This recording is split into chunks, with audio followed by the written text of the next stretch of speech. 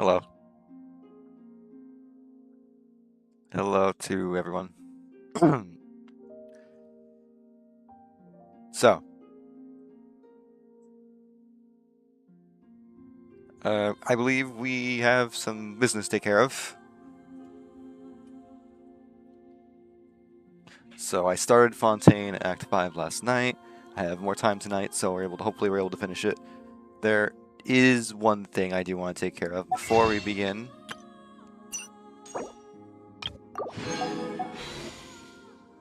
And it relates to what happened off stream. I've been playing for about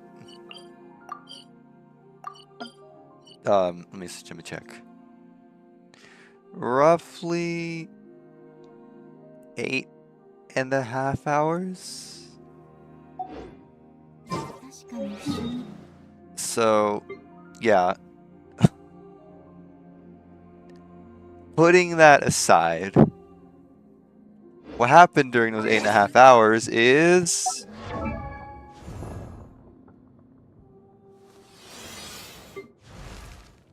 I lost my 50-50.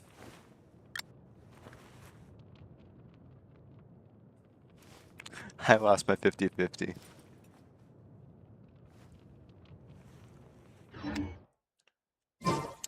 So, I have business to take care of very quickly before we begin. I have to repent. I said some very mean things around when the banner came out, because the first thing I got from the banner was the bell as a weapon. So that's always fun. And quite frankly, that was not very nice. Oh. Huh.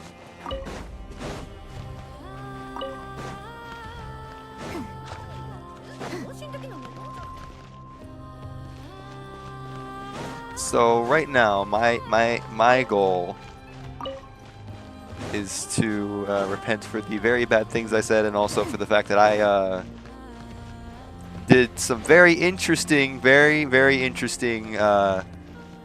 things during the combat portion of the event. There she is. During the combat portion of the event, and one of those things was Freeze Shatter Varka. I will not elaborate, but I have a feeling that that might not be helping my case. So, oh,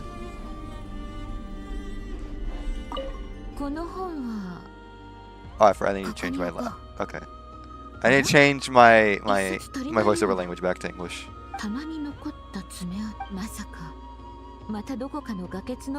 Yes.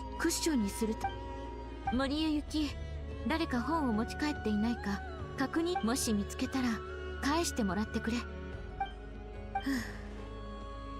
みんなに。Thank you.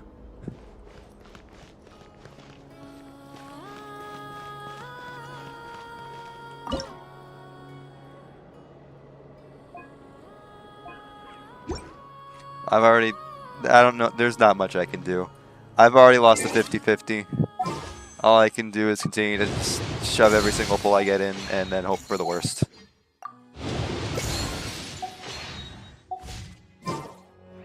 My net worth is $5.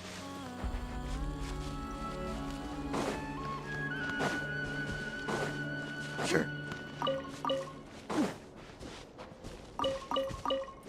70, and that's I can't use it all on that. Well, I can't, not all of it. I can't use it on this because part of that is material costs.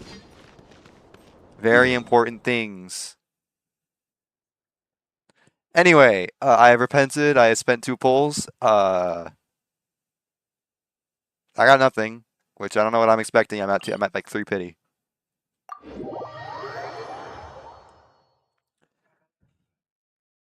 That's very nice. Oh, right.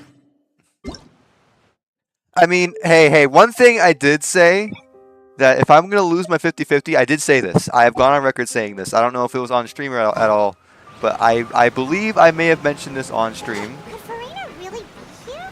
I said Try to find her as soon as possible. that if I were to lose my 50-50, let it be to Dia. And I lost my 50-50 to Dia. Which is exactly what I wanted to happen in the event that I did lose my 50-50. Zip, I just fell through the floor. Ready? No, you don't. No, you don't.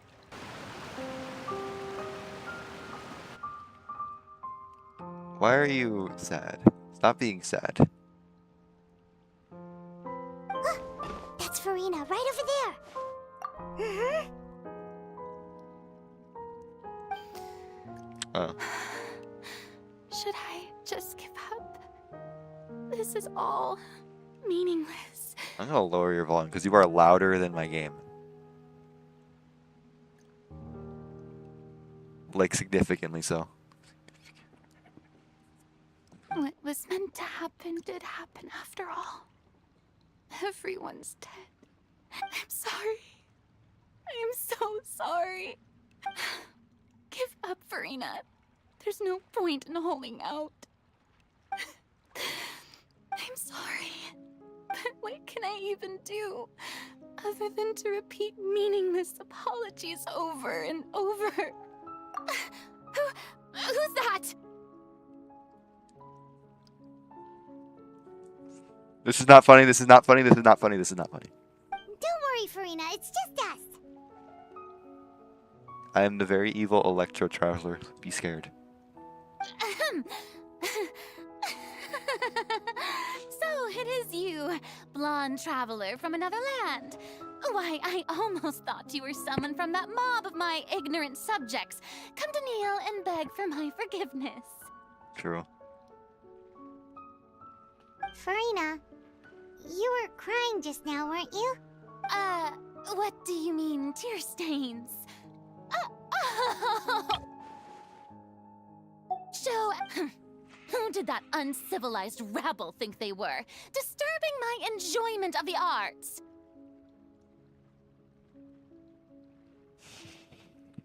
She has an impressive ability to bullshit, I'll give her that. They even dare to tout their Archon! I must teach them a lesson. I can just imagine their twisted and frustrated faces once they realize that I'm nowhere to be found. Who are you teaching with this? Oh, and I'm sure Nouvellette and those people from the Marsh Chaussee Phantom are freaking out right next to them too. That is not the sound of the laughter of someone who's actually happy. That is manic laughter. Of course not. Hey, there she is! The Hydro Archon's over there! Quick, after her! Shit. Farina, those people seem to be after you. Hey Paimon. Hey Paimon. Hey Paimon.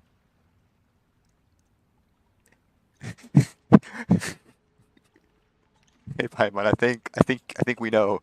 They are... They're just some rabid fans who want to cut the line because they haven't been able to meet me in person, aren't they? That's against the rules. I can't let them get their way. Farina just ran off. Man, the ability to bullshit. Quick, we have to catch up.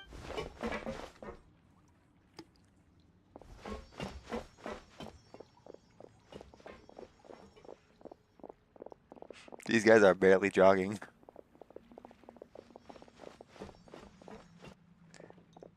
I would have thought she would have been running faster. Or that they'd put more effort into this. So wait, are we fleeing with her? Place, right? Hey, Farina! Are we fleeing with her?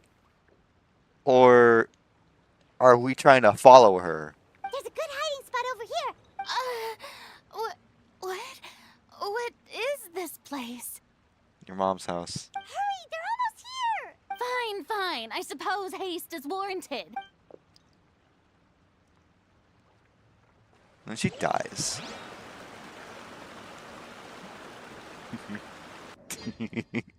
Fuck.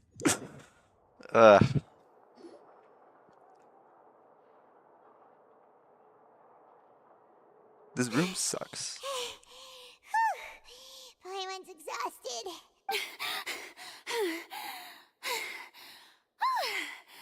I'm so tired. I totally thought they had caught me. No, I mean, They didn't. I merely gave in to the sheer enthusiasm they displayed.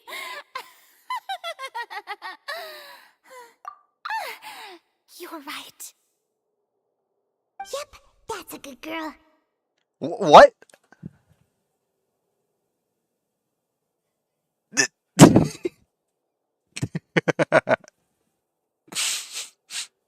Sure. Oh. What's happening? The ground's shaking. Is it an earthquake? I'm not gonna make the same joke twice. Yeah, a quake of this kind preceded the flooding in Poisson, didn't it? We gotta get out of here. It can't be. Well, there's no need to worry too much about that. Novelette's made some emergency plans, so the evacuation should go a lot smoother this time. Yeah, I hope you're right. Well, it should be someone But else. the people of Poisson, they've already...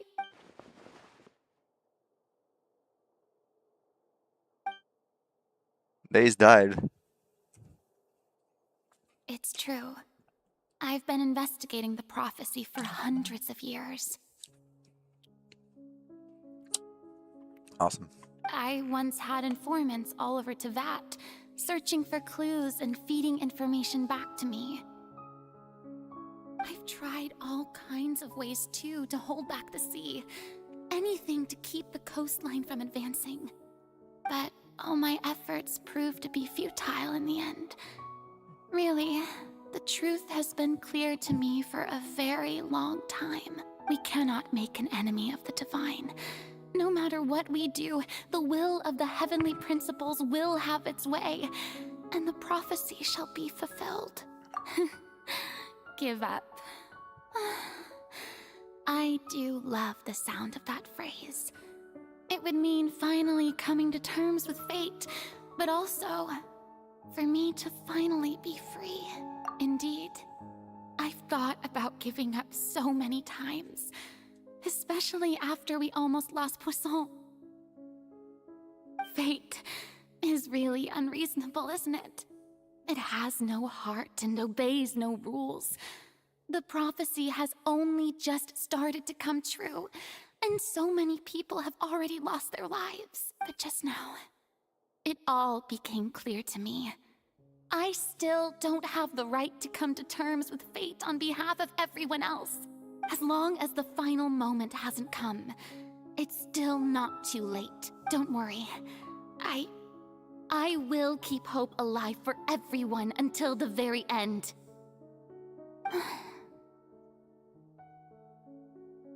Well, that's enough for now. I got the impulse to play the stricken maiden, but honestly, considering my rank and station, that wasn't a good fit at all.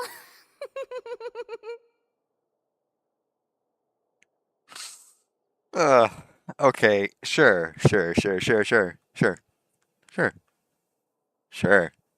Don't take any of what I just said seriously. How could I possibly let Fontaine fall to the whims of trivial prophecy? You already did. Come on! Paimon could have sworn you were actually being honest just now. No such thing. No, me? No, that was all theatrics. That was all fake. Nah. I played it up. It's called acting. Read a book.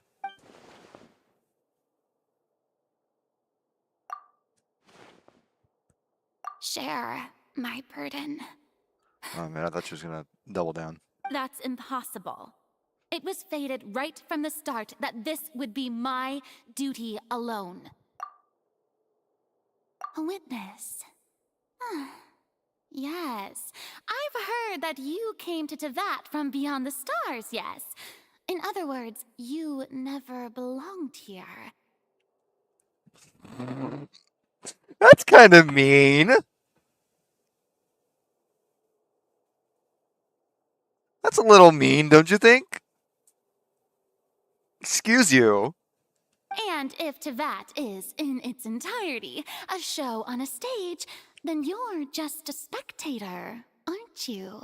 The way you say that, I feel like you're like saying that in such a way, it makes you feel like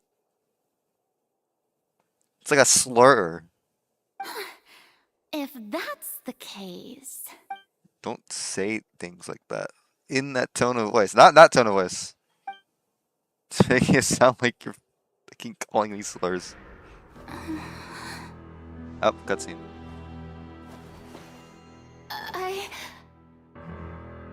What's gonna happen? We're halfway through.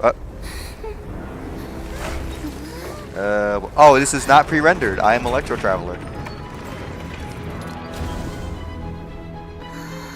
What? What the hell? Oh! Oh, it begins! Ladies and gentlemen, this concludes my opening performance. So it begins. Okay, there is no going back. Now, without further ado, we may proceed to the trial of our god. You know, I almost feel bad. I almost feel bad. So, this is what it is. Yes, you deserve praise for the effort you took to raise the dramatic stakes. Do not forget, however, that I am Focalor, the god of justice, the embodiment of justice itself. Does it not strike you as even the least bit absurd to bring the very concept of justice to trial?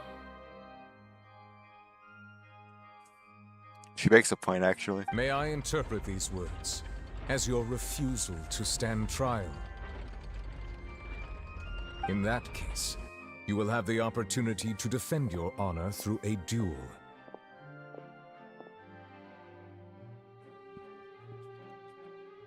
I don't know why I'm laughing. You would draw your blade against a god?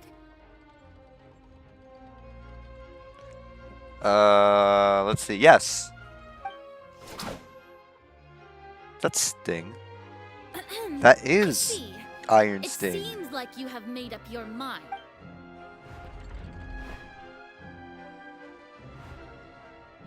She runs. Paimon can't believe it. She just surrendered. What the heck is going on? Did I just see an Archon surrender to a human? Wow, how utterly humiliating. Okay. Lady Farina, what is the meaning of this? Shh. Why is she smiling? It would seem that there has been a misunderstanding. To be clear, the raising of both hands is not always an indication of surrender. She is all bark.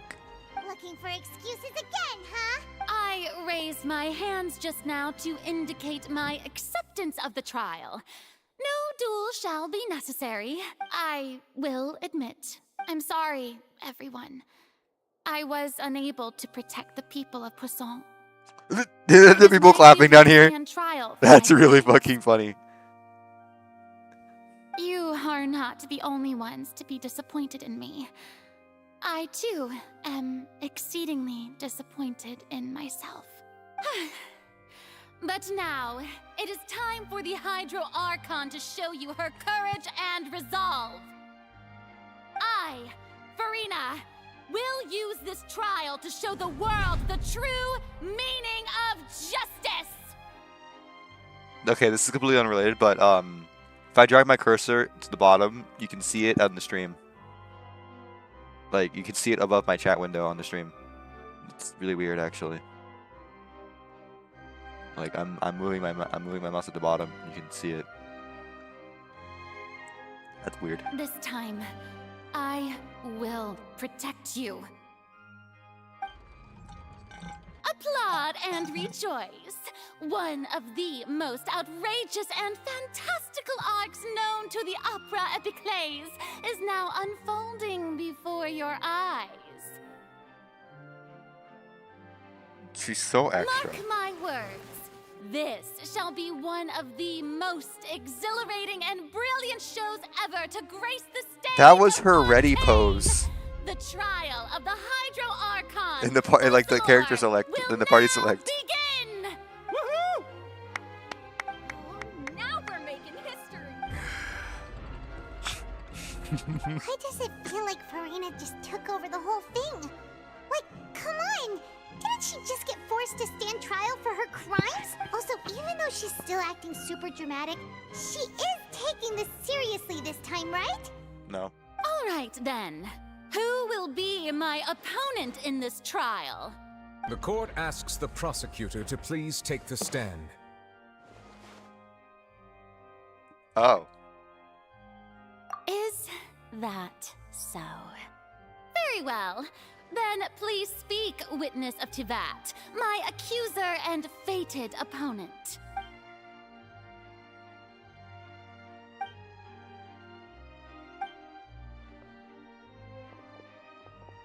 I see.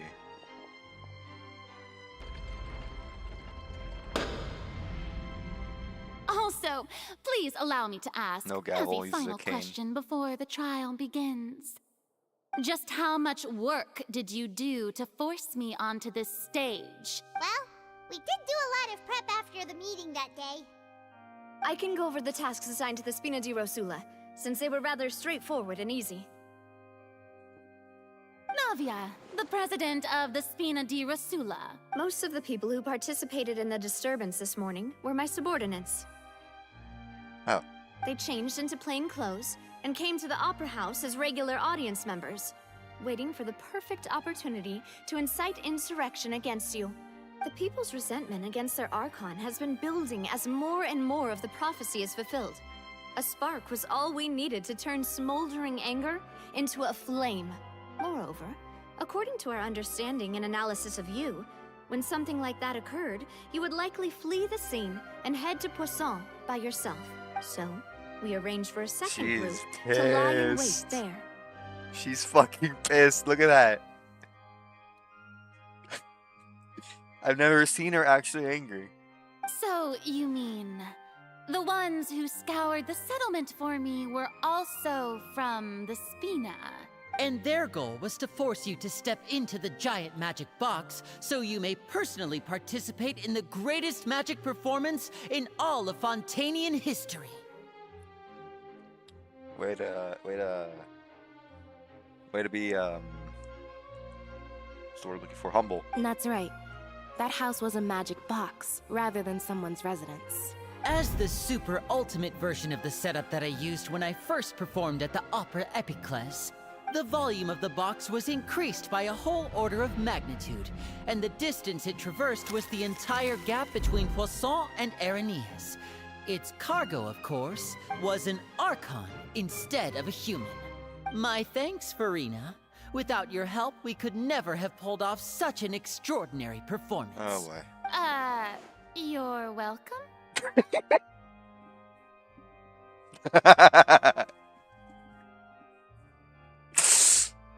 You know what? That's a valid response. I don't know what I would say in that situation either. Of course, this performance was only made possible with Father's support.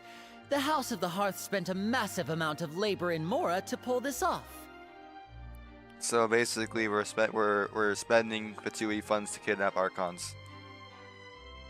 Got it. Totally doesn't seem very you know, counterintuitive.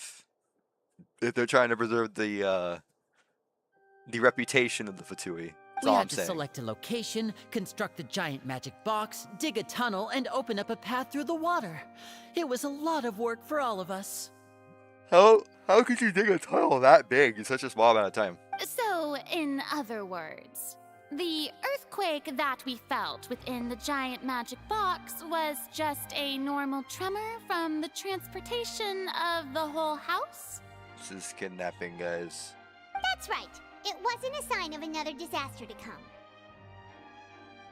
Okay, what have we done? We have just,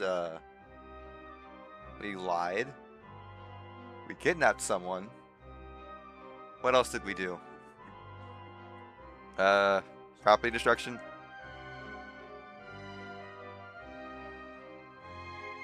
I don't know. Then, I can guess Nervilette and Cloran's parts. Sure you can. You gathered a crowd, prepared a stage, and made sure that the champion duelist would be immediately ready for a fight. Also that as soon as I appeared on the stage, the trial may commence without a hitch. Am I right? Yes, that is correct. Oh boy. Well, Clorand, I must commend you for your courage. Only the most outstanding champion duelist in all of Fontaine would accept a duel with an Archon without flinching. You didn't even do anything. You immediately folded. Don't even start. Don't even start. You folded immediately. Thank you. Don't even start. As for you, Fuck you. Traveler, I suppose your role was to keep me distracted with conversation once you found me in Poisson. We look guilty. You'd make sure that I didn't notice anything amiss before revealing yourself as my prosecutor once we'd arrived onto the stage. Oh?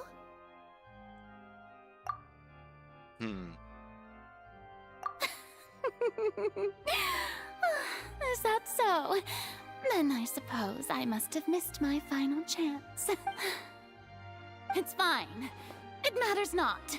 What's done is done. The stage is already set, so there's no reason to disappoint the audience.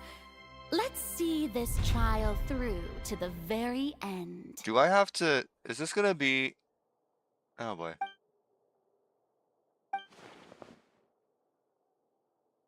Madam Prosecutor, please allow me to pass this along. This is a document that Miss Charlotte applied for and received permission to share with you during the trial. According to her, it should speed up the proceedings. She did something? Huh? Charlotte wanted to give us something? Oh, so she's here too! Hey, Charlotte! How did I not see her before? Am I blind? Oh, left behind I am blind. Isn't this the exclusive interview that she did with us before? So she's already finished it, huh? Wait, then that means this document is a perfect timeline of everything that's happened ever since we stepped foot in Fontaine! How is that helpful? So in other words, we can refer to this anthology of evidence every time we want to use something from our journey as evidence for an argument!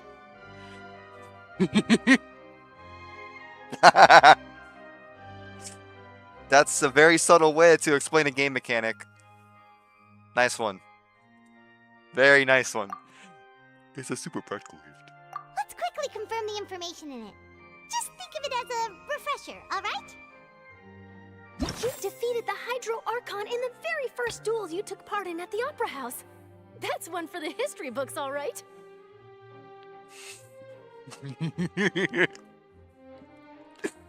Is she just gonna comment on everything?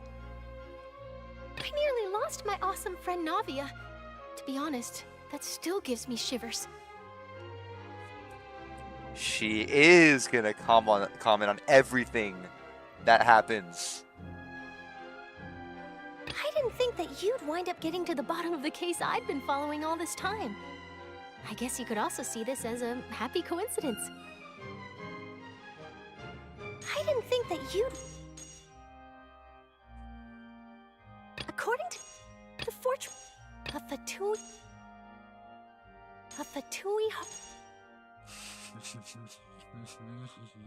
The words of someone as extraordinary as a witch.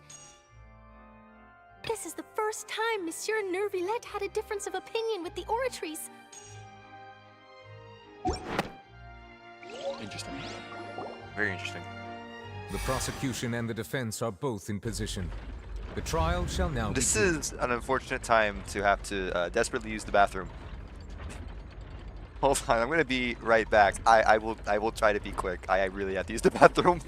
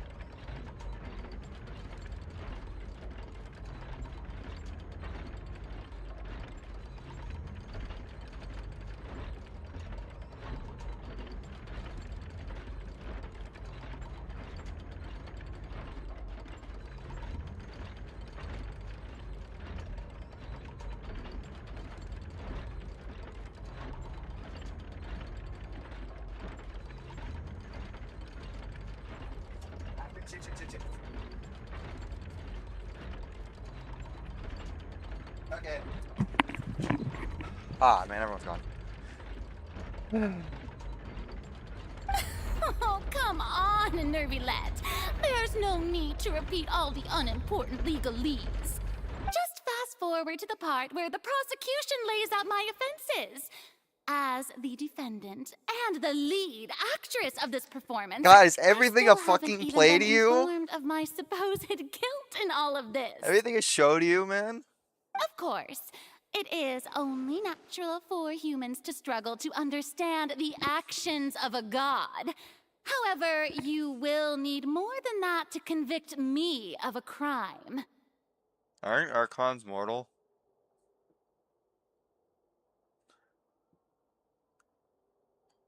Wait, aren't Archons mortal?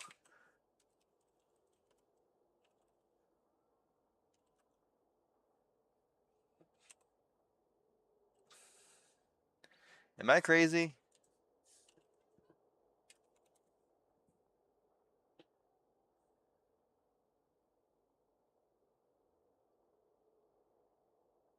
Because they could be killed.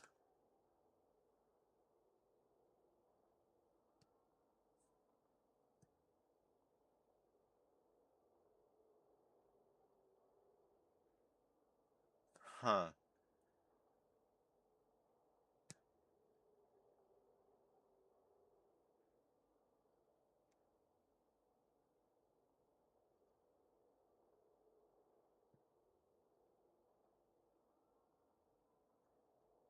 Well, no, wait, no.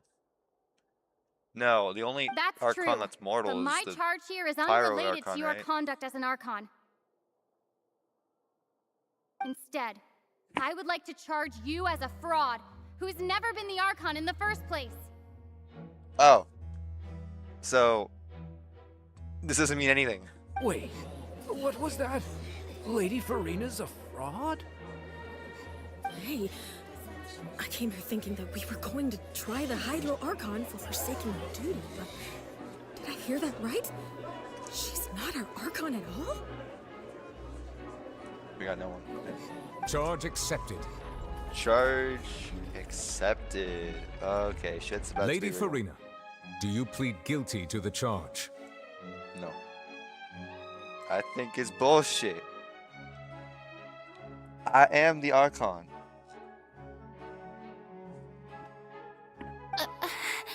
Lady Farina. I think it's bullshit. I plead not guilty. How can I be guilty?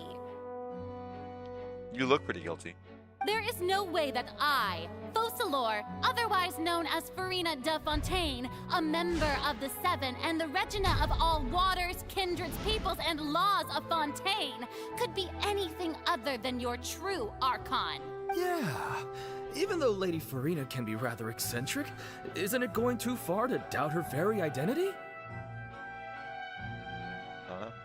You tell me. Yeah, I've never questioned her identity either.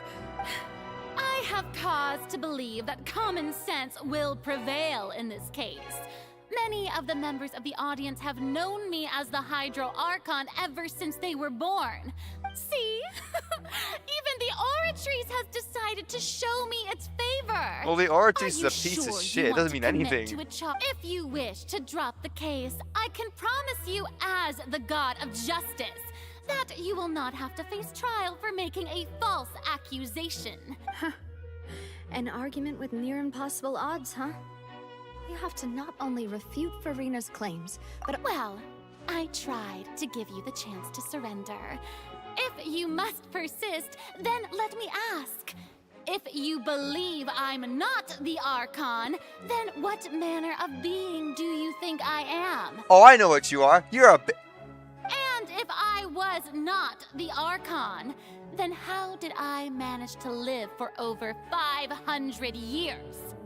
You did.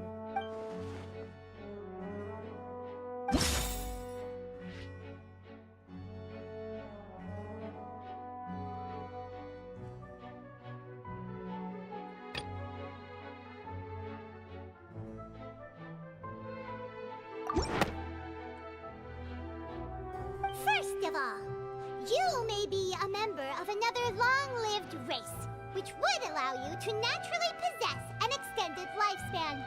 And second of all, even if that wasn't the case, there could be other ways to extend your life. Well, these are all speculative. Who gave you that idea? Was it the knave? You'd sink so low as to use a harbinger's words against me. A curse? I once thought it possible that the aura of an Archon might naturally resemble a type of curse. But in light of this claim, perhaps what I sensed was not your divinity, but a curse after all. Neuvillette sensed it too, huh?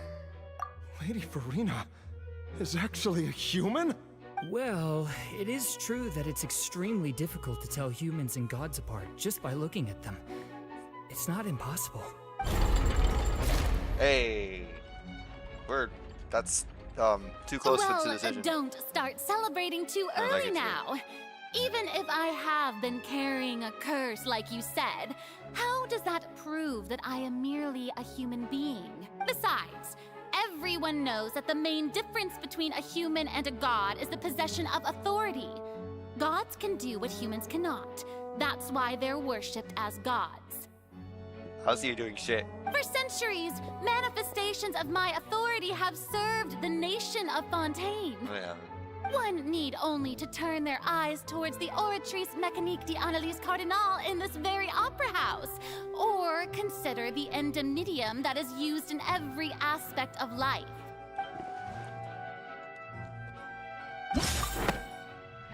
Oh, I didn't mean to do that. That doesn't sound... That's what I didn't even get the opportunity to click anything. That's what no. You tried to reference the Oratrice. But weren't you as confused as all the rest of us when the Oratrice declared Child to be guilty without any proof? Otherwise, you should have come up with a good explanation for that by now. Didn't I make myself clear at the time? The decisions of the gods are naturally difficult for humans to comprehend. There is no need to provide an explanation. That sentence works against you, because get this. You just said decisions of the gods are naturally difficult for humans to comprehend, which is why you didn't comprehend it. Lady Farina, I believe a reminder of your current circumstances is in order. While the court is in session, the principles of justice in the law must come before all else.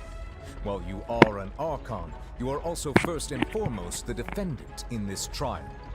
You will prove yourself unable to defend against the prosecution's charges if you continue to withhold vital information against the rules of the court. I never thought you'd use that kind of rhetoric against me. You ain't nothing. That was no trick of rhetoric, Lady Farina. I've merely reiterated the rules of the court. Rules that all should respect and follow. So, you neither knew why Child was declared guilty, nor did you understand the structure and operations of the Oratrice. Instead of having been created by you, the manifestations of authority you mentioned have been made by the real Hydro Archon, haven't they? The real Hydro Archon? Well, now you're really losing me. It is true that I did not know why the Oratrice gave out a guilty verdict that day. But the Oratrice handed out that verdict unilaterally, and it has been operating independently ever since it was first created. It was first created. But that language right there implies that you didn't create it. So who did? You can't argue that just because a divine creation is flawed, Why are that you the talking god about it behind it must as if also you didn't be make it? no god at all. She's still throwing out all kinds of excuses. Seems like she's confident that... My power as an Archon. There are many ordinary citizens in the audience. How can I just carelessly demonstrate the formidable power of an Archon? I don't know. Elemental manifestation? Maybe? Do something? Like, the Archons can control the elements. Why don't you control Hydro? Or maybe, like, I don't know. Crazy thoughts. Literally anything? Like, it doesn't have to kill people. If that poses a concern, I'm prepared to extend my protection to the audience. Oh, that too. You don't need to go that far. Aren't you the Hydro Archon? Or is it that you can't even wield the power of Hydro, much less the authority of a god? Indemnitium! Yes!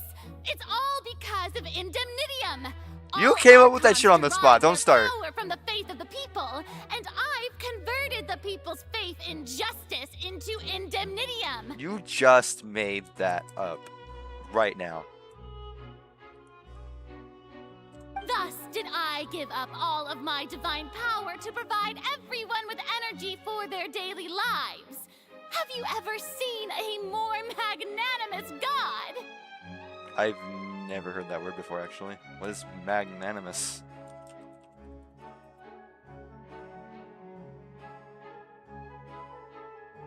A person who's generous, forgiving, or noble. Especially when a rival competitor is only less powerful. Really, yeah. Magnanimity. Isn't that a huge stretch? Hey, it comes to the word magnificent, doesn't it?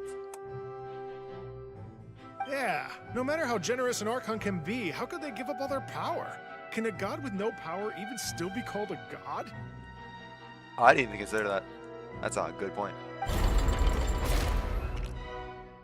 It seems like nobody's buying Farina's excuse. Hey, come now, everyone. Please don't stare at me as if I was a liar. Why are you trying to beckon the court? That's not how you do that. I'm still the same Farina you knew, right? The one that you loved. Please, you've got to believe me. If what the prosecutor said is true, she really has committed a grave offense. This is cut off on the stream. Let me move the window over.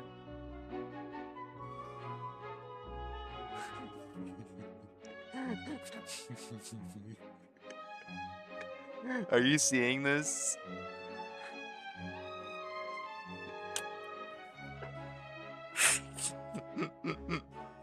Why is she just fucking clapping? Okay.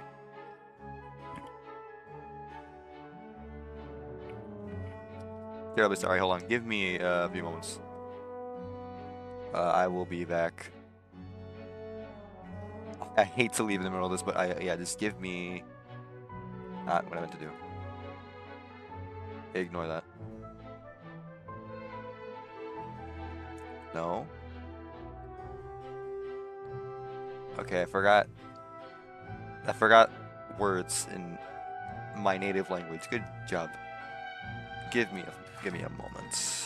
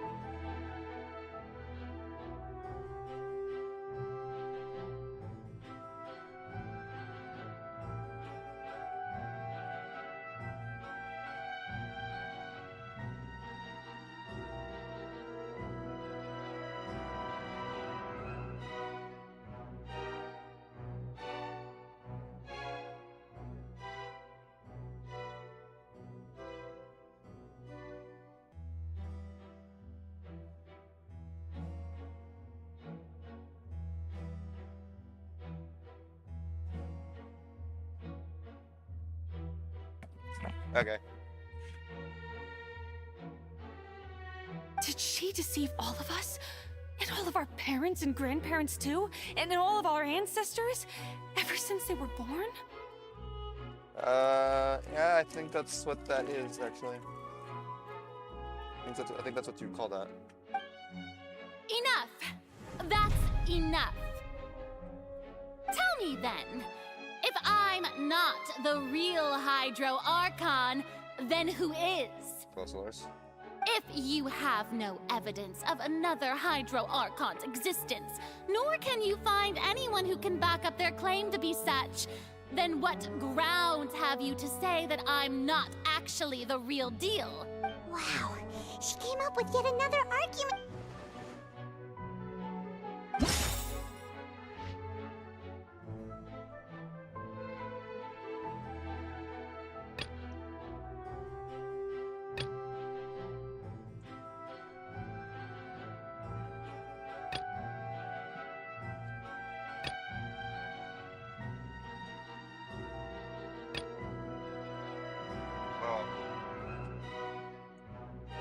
Why didn't you let go of that, Stefarina?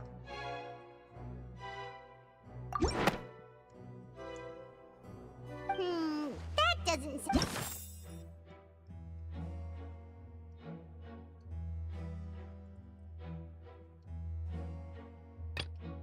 Has nothing to do with it.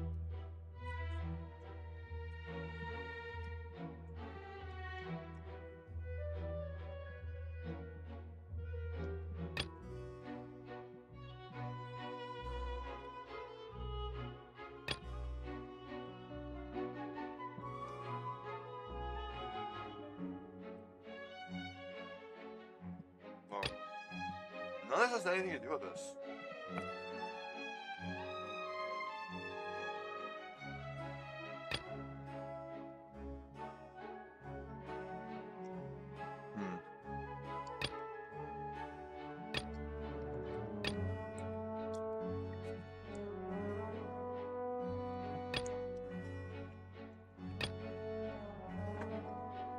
This is also irrelevant.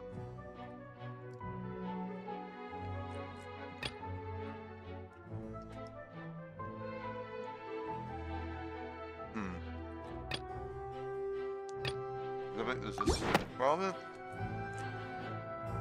It has been established Oh, it is. that all Fontainians can dissolve in water from the primordial sea. And that means... Since you insist on claiming to be a god and not a human, then there's a method that you can use right here and now to eliminate all suspicions of you being the latter. Miss Navia, please apply to serve as a temporary attorney for the prosecution before addressing the court. Though you act in partnership with the prosecutor, you must still adhere to proper procedure. Super sorry, monsieur. Now, I've brought some seawater from Poisson. As everyone knows, a massive flood, including those of some of my close... So, Miss Farina, if we are to believe that you are indeed the real Hydro Archon, touching the seawater would have no effect on you. All it should do is strengthen your case. But, if you don't dare to touch it, then we would have basically proved the reverse. There are people in the background. Using that stock model. Of the audience that's just clapping. Ignore the sounds you're hearing.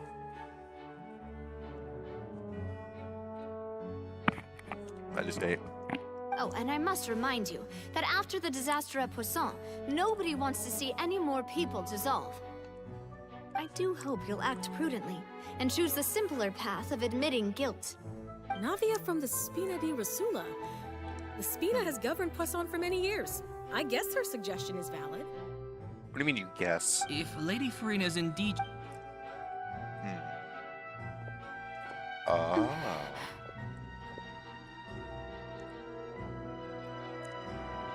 Lady Farina, this test has been unilaterally proposed by the prosecution.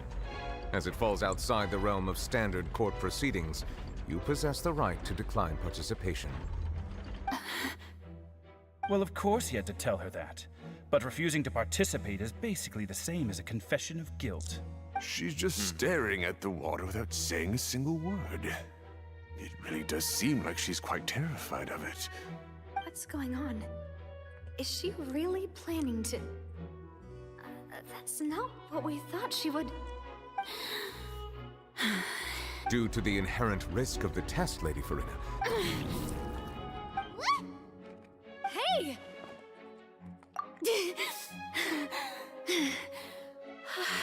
She's terrified. I'm fine! Look at me, everyone! Will you believe me now? I really am your Archon! I'm nothing like a normal human who would fall apart as soon as they touch this water! Really? Was this not the most obvious thing in the world? Miss Siegewing? If you are present, Miss Siegewing, please come forward and attend to the defendant. Siegewing? Don't be nervous. It'll just take a few seconds.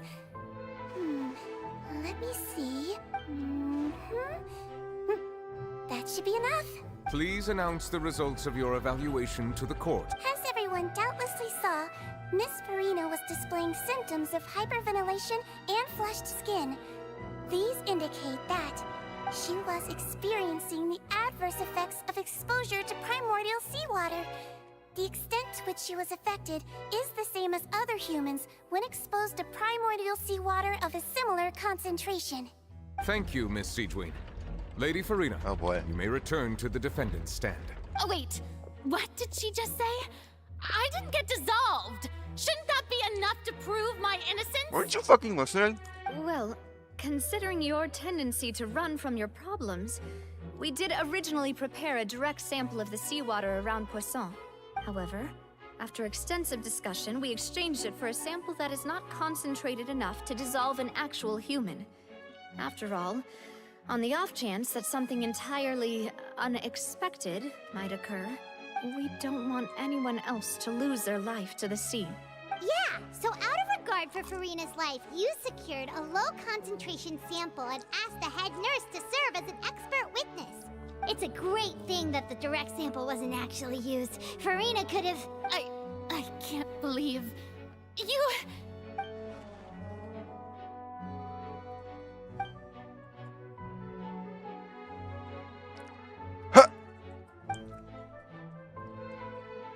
Listen to me, everyone. Please don't give me such cold and disdainful looks. What happened just now didn't prove a single thing. Think about it. How can you conclusively prove that an Archon can't also be affected by the primordial seawater? What's like Nahida walking or something? I don't know. Also, if I was really just a human, why would I dare to just put my hand in that kind of water? Wow. Everyone's like, nah. Please, everyone, anyone, just listen to me. I swear, I really am your Archon.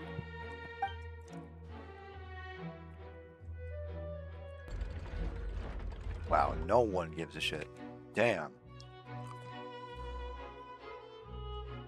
I don't think anything she says at this point will sway anyone. The odds are just too stacked against her now. With all the things that have been said, Paimon doesn't think there's any way left for Farina to win. Well, some bullshit. I believe the time for arguments and presentation of evidence has come to an end. If there are no objections, we will move on to the final judgment.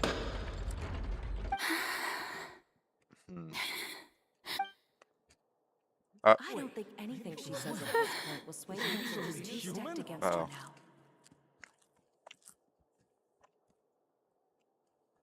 The red filter doesn't like doesn't work to reduce the brightness of things.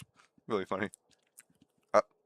In my capacity as Chief Justice, I shall now render judgment on Farina's misrepresentation of herself as the Archon of Fontaine. As a human who knowingly deceived her fellow citizens, Farina is guilty. Guilty.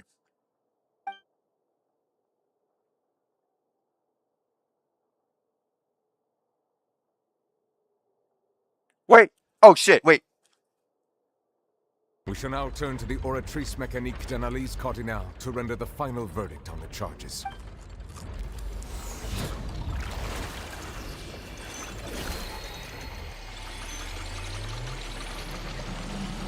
Something bad's about to happen. According to the judgment of the Oratrice Mécanique d'Analyse Cardinale, Farina is... Well, what's wrong? What's the Oratrice's verdict? No. The Oratrice also displays a guilty verdict.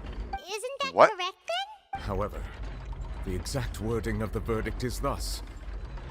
The Hydro Archon, guilty to be punished via the death sentence. We're killing her! The death sentence? We're killing her. Actually, one of the available sentences? I've always thought that it was just a myth. The one and only time the death sentence has been handed out at the court. And it's been given to the very person we've worshipped as the god of justice? Oh boy. What an unexpected twist. Why is it here like that? Farina's been sentenced to death by the Oratrice? We just wanted to use the trial to show her the seriousness of things so she'd tell us the truth. How did things escalate? This outcome is indeed quite strange. According to Fontaine's current definitions of justice, as well as its recommendations for criminal sentences, is this sentence really appropriate for the crimes that have been committed? Yeah! Even Fauché wasn't sentenced to death by the Oratrice. You know, the real evil mastermind behind the serial disappearances case. Indeed. Not only is Farina's sentence overly excessive, the very point of our trial today was also to prove that Farina has never been the Hydro She's Archon hitting that in the pose. first She's place. hitting the pose. But now, the Oratrice seems to have deliberately invoked the title of the Hydro Archon. What does this mean? Bad shit's about to happen. Excuse me, if I may interrupt. Is the trial still going? Fremine! Huh, you finally made it. Mm-hmm. Any mission Father assigns to me will always be top priority. Fair enough. Is that the first prophecy slate? Huh. So the knave privately arranged for Fremine to try and find the missing slate. I looked everywhere and finally found it at the bottom of the sea. It took me a long time to get around some dangerous stretches of water. But has the trial already concluded? Then doesn't that mean I've come too late? No. Thank you for your hard work, Mr. Fremine. Please allow me to review the record left on the slate. Traveler, I believe that you have already seen the other existing slates. We'd like you to come here and confirm their contents. Okay. Huh? So what do you see? What is it? Huh. I believe I've now made sense of the Hydro Archon's crime. It has to do with Fontaine's lost history. Huh? Isn't the Hydro Archon just guilty of deceiving her people? So when you say Hydro Archon, do you mean the real Hydro Archon we've been kind of talking about? In truth, everything that you've encountered in Fontaine up until this point can be traced back to the contents of these stone slates. However, I'm uncertain as to how much sense they currently make to you. Okay, let's try to recall the contents of the other 3 stones. You have to select them.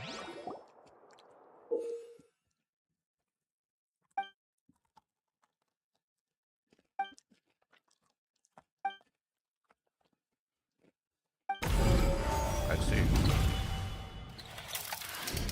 The first stone slate describes what you just said. It seems to show. Does that mean that Fontainians are transformed Oceanids? The second stone slate shows Celestia floating in the sky. Yep, it's and Celestia. the Hydro Archon and her people worshipping it together. But the heavens still brought judgment down upon them. This must be the point when the Hydro Archon and the Fontainians were branded with their original sin. The third slate shows the Hydro Archon sinking into the sea surrounded by many people. Huh. Well, the fourth slate is the prophecy the Fontainians have been talking about. People dissolving into the sea, the Hydro Archon crying on her throne, and so on. We didn't believe that such a crazy disaster could happen at first, did we? But after that incident, it was just a question of when and not if.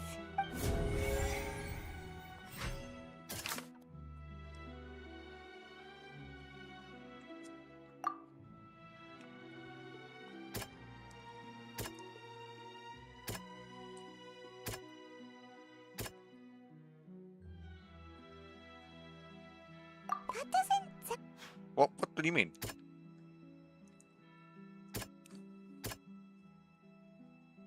This guy?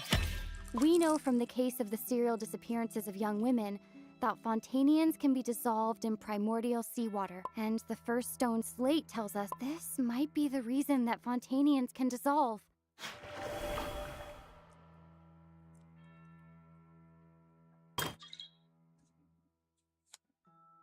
My phone just went off.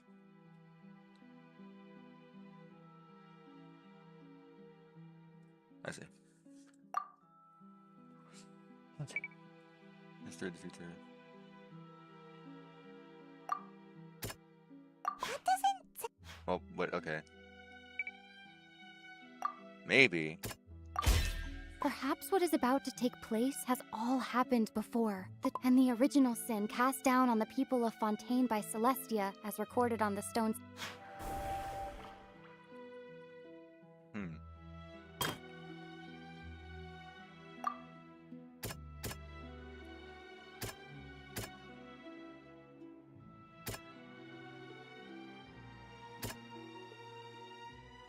Well, I mean, this kind of shows that.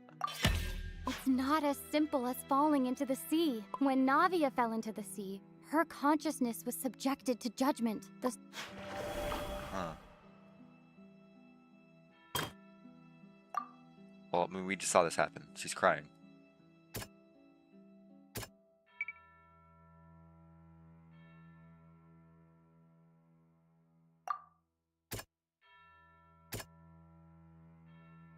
I don't think it would be this. I don't think it would be this either.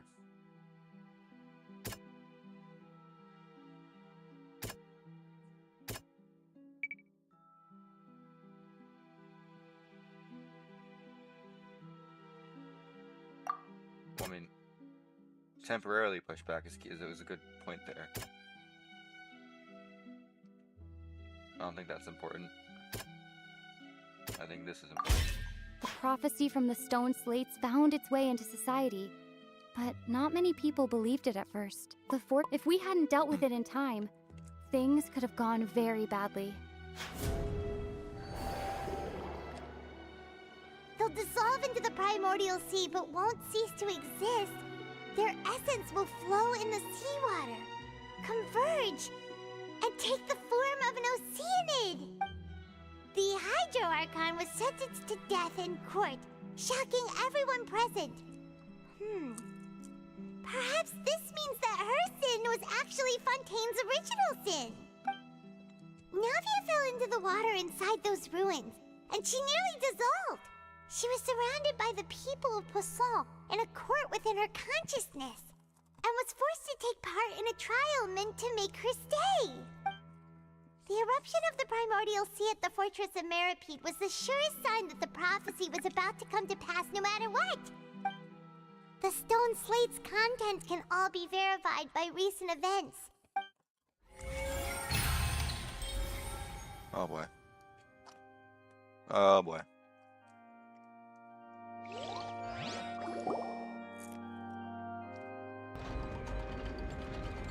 Huh? Oh, Paimon gets it now.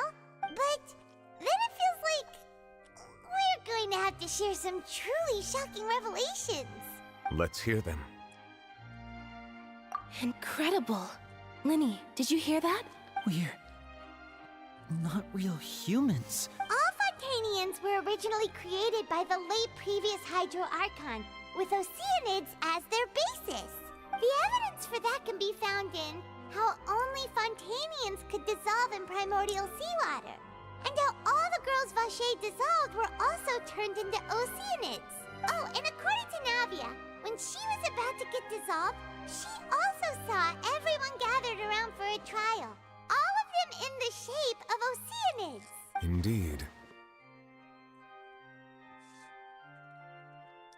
Yeah, and it follows from the content of the first slate that she probably angered Celestia by creating humans without prior permission.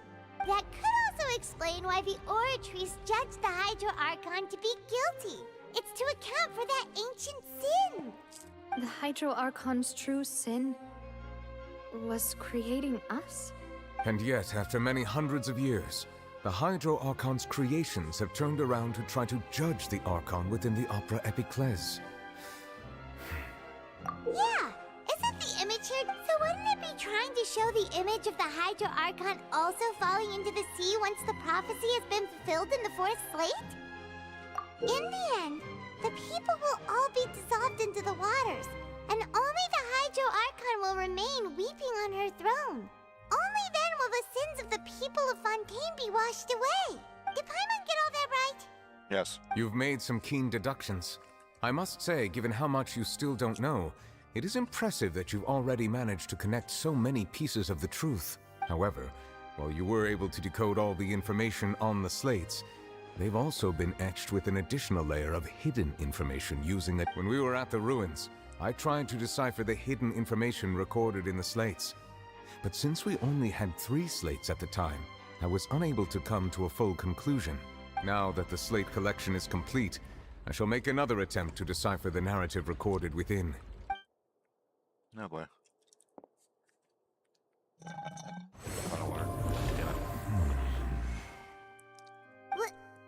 Well? Did you get it? No, I did not. I believe I should share this truth not only with you, but with all the people of Fontaine as well. I will try to briefly summarize it for you. Your hypotheses regarding the origin of Fontainians and the sin of the Hydro Archon were both correct. In the Fontaine of old, the previous Hydro Archon sensed the yearning of her Oceanid familiars for life on land. The Oceanids were enamored with the beauty and romanticism of human beings, and wishing to have those experiences for themselves, expressed to the Hydro Archon their desire to become of a similar kind. However, even though water as an element is intricately linked with the power of life, the Hydro Archon, as one of the 7, did not possess the authority to create a new form of human life. Not one to give in, she eventually found a way to create permanent humanoid bodies for her familiars by appropriating the power of this planet's primordial sea. She poured primordial seawater into the Oceanids' blood vessels, creating humanoid mimics in the process. But if Fontainians were to ever come into direct contact with water from the primordial sea, the power within their bodies would escape these artificial restraints and return to the sea. As a result, of course, the Hydro Archon never received permission from the heavenly principles to create a new human race. And thus, the Hydro Archon and all of her creations came to shoulder the original sin of appropriating the power of the primordial sea. That is the true history of how the people of Fontaine first came into being. So we were all Oceanids before we turned into human beings? That's way too much information for me. I think I'm just going to Wait, but if that's the truth, we can't let the Hydro Archon be sentenced. This really might be too much information for your regular Fontainian. Alas, your hypothesis regarding the 3rd and 4th stone slates was inaccurate.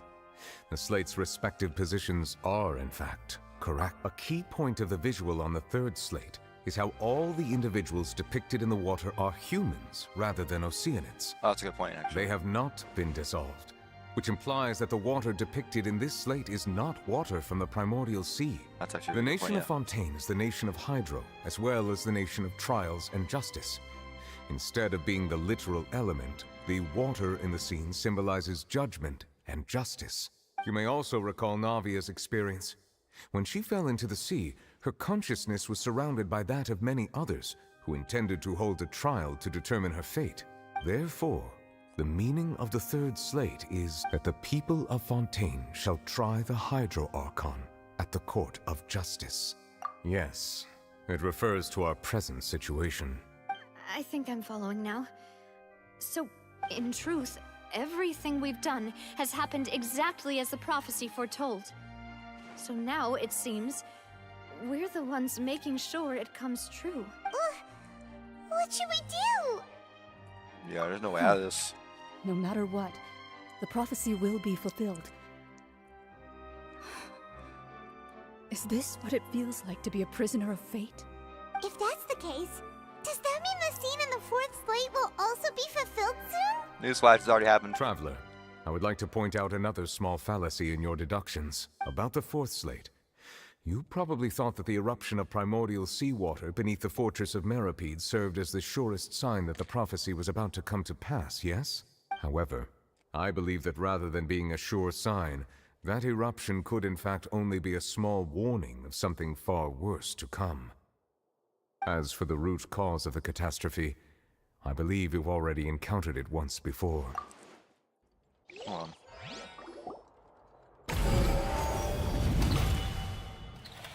Oh, are you serious? This eruption is just a small warning of the things to come.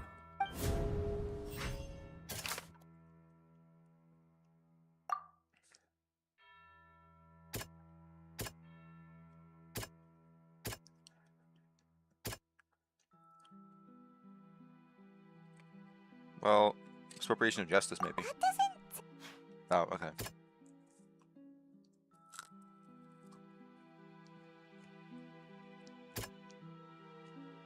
That doesn't... It's not that. I don't think it can be that either. Is it this?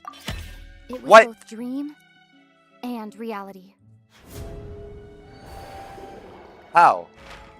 If we're talking about a true culprit, that could only be that thing inside the primordial sea, right? The truth, the original sin, the trial, and the root cause of the disaster.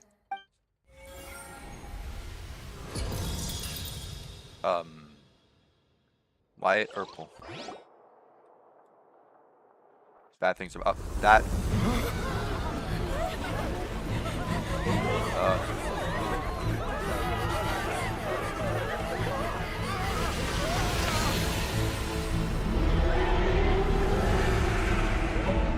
What the fuck?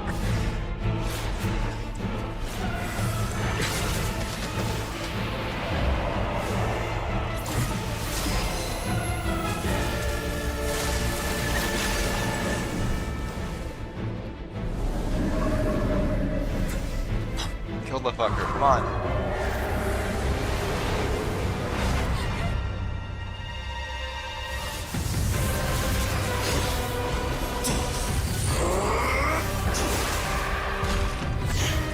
Okay. What? He's kicking ass. You know what? This is the one time I like him. One time he actually is doing something useful. Little bitch.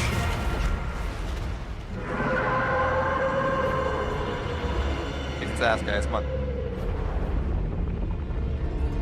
Is it actually all the abyss?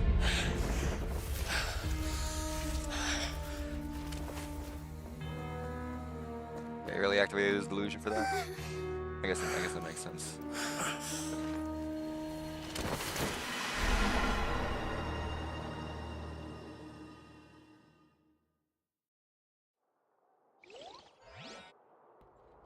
That was way too close!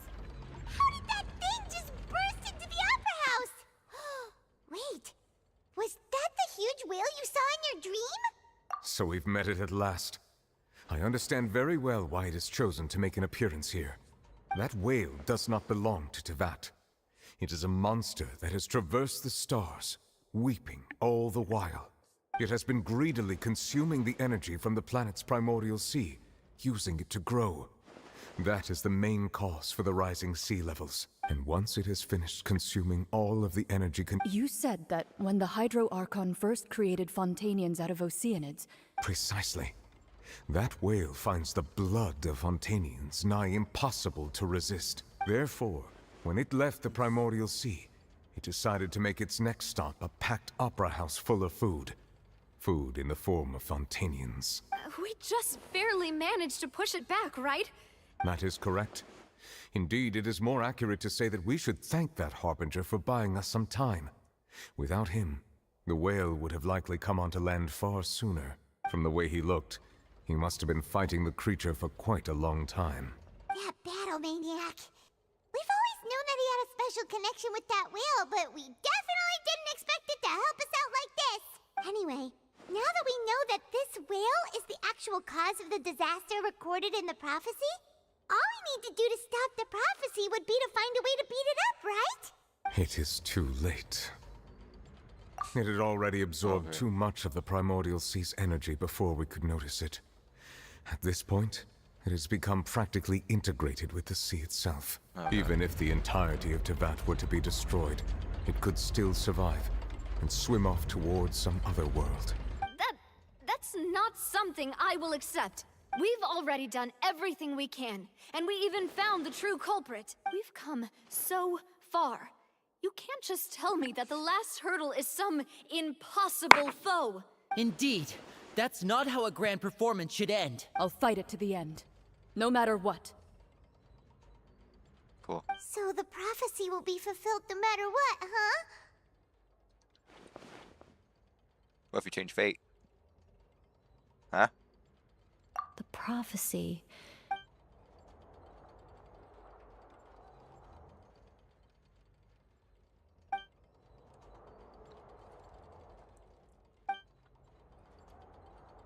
Just as prophecies are usually only the future as seen from the perspectives of the gods, could things be happening in hidden corners, where the gods' gaze does not fall?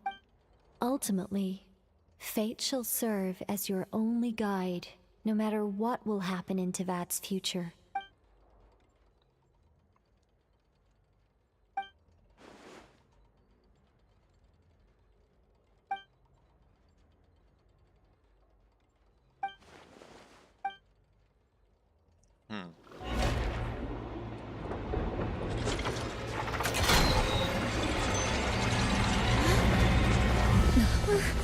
What's happening with the oratories? I believe it is preparing to carry out the death sentence.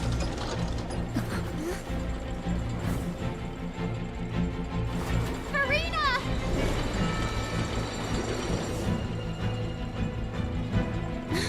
No, I still need answers.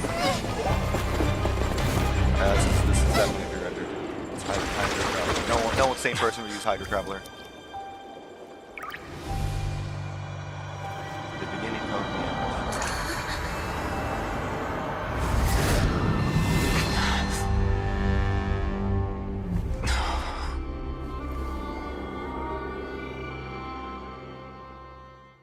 Oh my.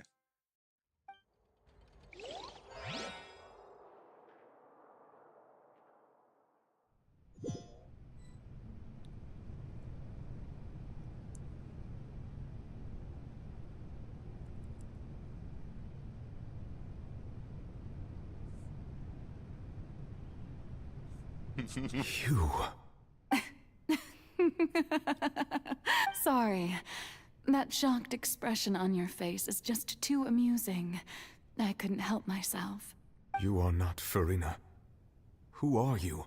Ah, the sweet sound of bewilderment. Marvelous. A sure sign that my attempt to deceive everyone was a resounding success. But to answer your question, I am Focalor. You know, the god. Oh my. Focalor. Why did you deceive us? Oh, that wasn't my goal, of course. Goodness, no. But I had to fool everyone else too, if I was to stand any chance of deceiving the heavenly principles. Oh! Oh! Wait, what? Deceiving the heavenly principles. What? What the fuck? It's all because of that pernicious prophecy. Dreadful, wasn't it? Everyone doomed to dissolve. Fontaine condemned to be flooded. My mouth is agape right now. One was What? not amused. In fact, one was positively bemused when that problem was thrust upon me by my dearest predecessor. That's the former Hydro Archon Egeria for the uninitiated. It hardly gets more disastrous than a preordained national catastrophe, now does it? She knew full well that the prophecy would surely come to pass, and as one of the seven, she also knew full well that one defies the heavenly principles at one's peril. So yes, as you have no doubt surmised, it was a rather impossible situation that I found myself in. I spent a terribly long time mulling it over, alone on the ocean floor. And I was almost growing barnacles by the time I finally realized there was only one possible solution to this confounding conundrum. I had to outwit the heavenly principles, allow the prophecy to be fulfilled, ostensibly at least, while saving everyone at the same time. I'm a genius, I know. I can only assume that's why Egeria chose me as her successor. Although, looking back now, it was hardly the inheritance one dreams of. Between the task of saving the nation, the quotidian duties of the Hydro Archon, and not to mention the original sin of creating a new race of humans, I dare say she left me quite a colossal mess to clean up. Thank you, Focalor, for the, in case you weren't paying attention for the last 4 acts, here's what happens, and why this is important. But one can only play the hand one is dealt. I did not choose this, any more than I chose to be one of her Oceanid familiars. So you were also once one of the Oceanids, transformed into a human by Egeria's hand. Yes, I was. I always dreamed of becoming human. And I still do, even now. In my eyes, to be human is to be part of the greatest opera ever known. After becoming a god, I separated my divinity from my body and spirit, leaving behind only a self that was as naive and bewildered as my past self on her first day as a human being. The me you see before you now is that divinity. And the human counterpart I left behind, I named Farina. She could feel joy, sorrow, and everything in between. She could be as vain and conceited, or as meek and vulnerable as she wished. So, another puppet, huh? Another puppet. Because what, we got the Shogun. The Shogun's a puppet. We got this fucking thing. What's next? I know better than to ask that question. Her strengths were of a kind only a human could possess, as were her shortcomings. But in my eyes, Farina's humanity was what made her perfect. She was perfectly human in every way. The person I always wanted to be. Anyway, so then I cursed her.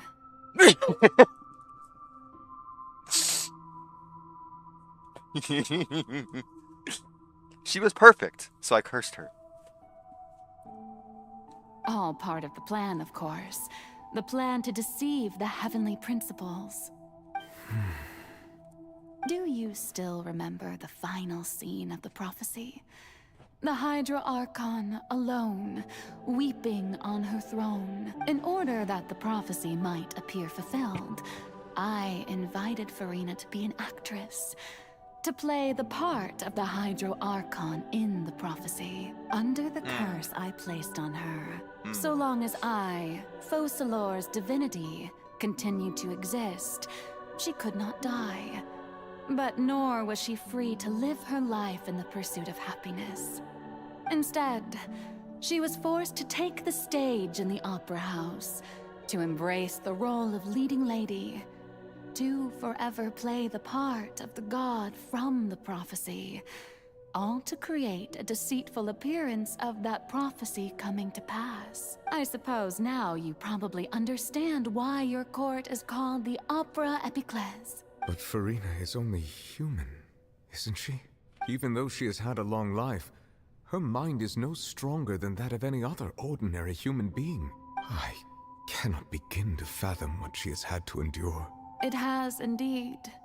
And although she is, in a sense, me in human form, I most definitely owe her an apology for it. It's been 500 years, and all along, she's been playing her part in the most unimaginably long, unbearably lonely, and agonizingly painful opera of all time. She says life. I'm gonna. Oh, okay, she didn't.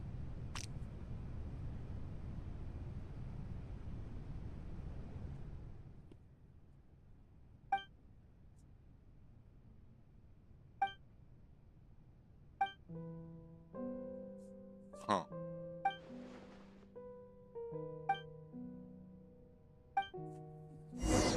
Oh boy, we're in it now. Hi, I know. How are you doing?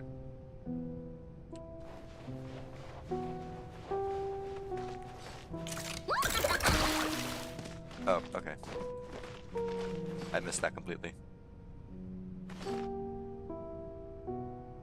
So,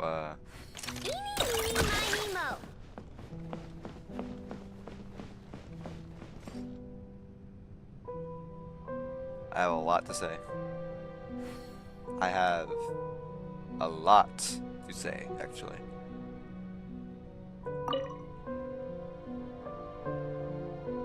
Oh? Who permitted you to come onto the stage? Now, I understand your admiration for my august self, but I must ask you to keep to the rules. All right. It is not my intent to reprimand you. There is no need to state your name. Just be off with you. Do not distract me from my performance. Oh, do not jest. Can you not feel it? I am Focalor. The eyes of countless Fontainians are upon me. I must, at all times, display the utmost elegance and nobility.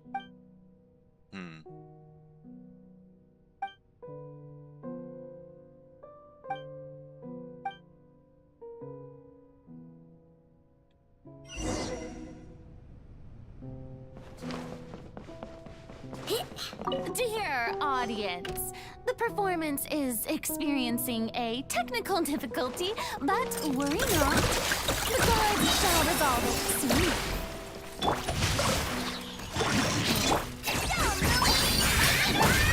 Divine light, shield them!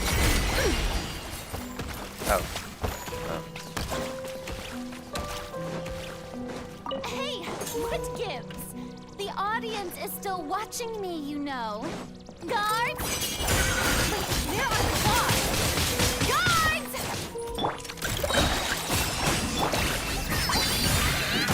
Without further ado...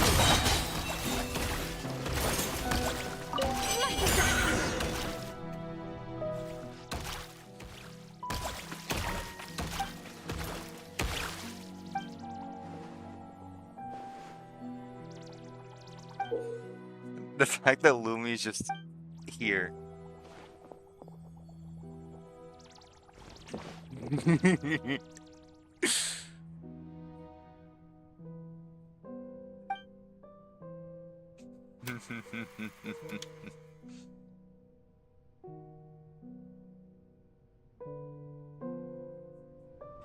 Lumi just there. Oh. Hi.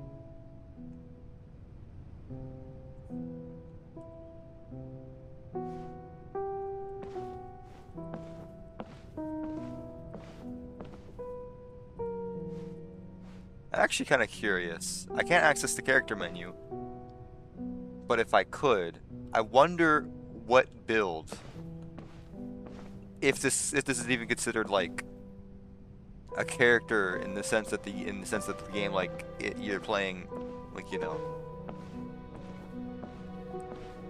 what build does this character have? Does this Farina have? Farina. Huh? Who's that?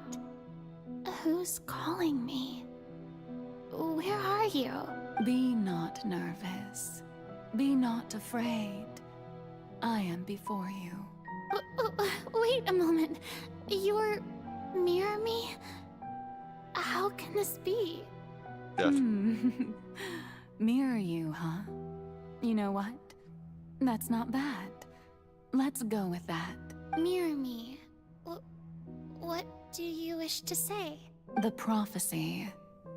Have you heard of it? What prophecy? wait. I know. I think. I don't know why, but it's in my head somehow. The people will all be dissolved into the waters, and only the Hydro Archon will remain, weeping on her throne. Only then will the sins of the people of Fontaine be washed away. Oh, very good. You know it well. What's going on? Yes, it will. And that is why I've come to you. Disaster will come to Fontaine sooner or later. But doesn't that mean everyone will die? Oh, boy. I'm a Fontainian just like them. Will I dissolve too? Oh, don't worry. Magical meetings exist in this world precisely to give people a chance to turn things around. It is the reason why you met me today. I will tell you how to save everyone, but you may have to suffer somewhat. Oh, so there's still hope after all. Goodness, you frightened me. You spoke so much and with so much certainty. As for the suffering, well, I will admit that the first thing that came to mind was, why do I have to be the one to suffer? But if the prophecy will come true, I'll also die anyway, right? So if I've already met you as my magical meeting in this world, if there were scales, with all the people of Fontaine on one side and my pain on the other, is it not obvious where the scales should tilt? You truly are the perfect human. My ideal. Okay. I suppose this would also be the justice that belongs to you. Huh? Don't worry, it's nothing. Listen well. Fontaine has just lost its Hydro Archon. I need you to play a role. That of the new Archon. Play as a god? That's right. You must begin a never-ending masquerade. You must never let anyone suspect your identity. If you can keep it up, then I shall have my way of defying this prophecy. But should your identity be revealed, then all hope will be lost. But how will I do this? Don't worry. What you must do is not to turn yourself into a real god. You simply need to play the role of a god as humans imagine them to be.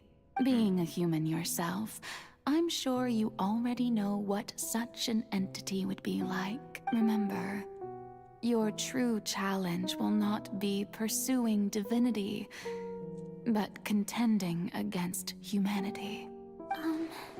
I'm still not sure I understand, but I'll try. So, how long am I going to have to play this role? To accomplish this mission, you will have to stay on the stage for many, many years. You will endure and not grow old until your task ends. But I promise you, all will eventually end in a magnificent and dramatic trial, and everyone will be saved. A trial, huh? How exciting. I'll be looking forward to it.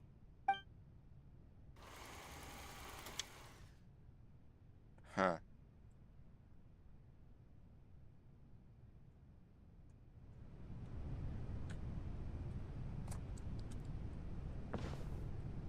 I wish I could check what build this is. I can't access the character menu right now.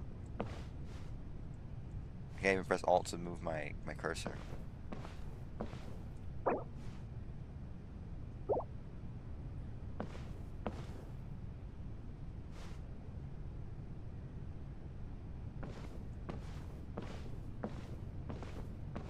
I really want to know.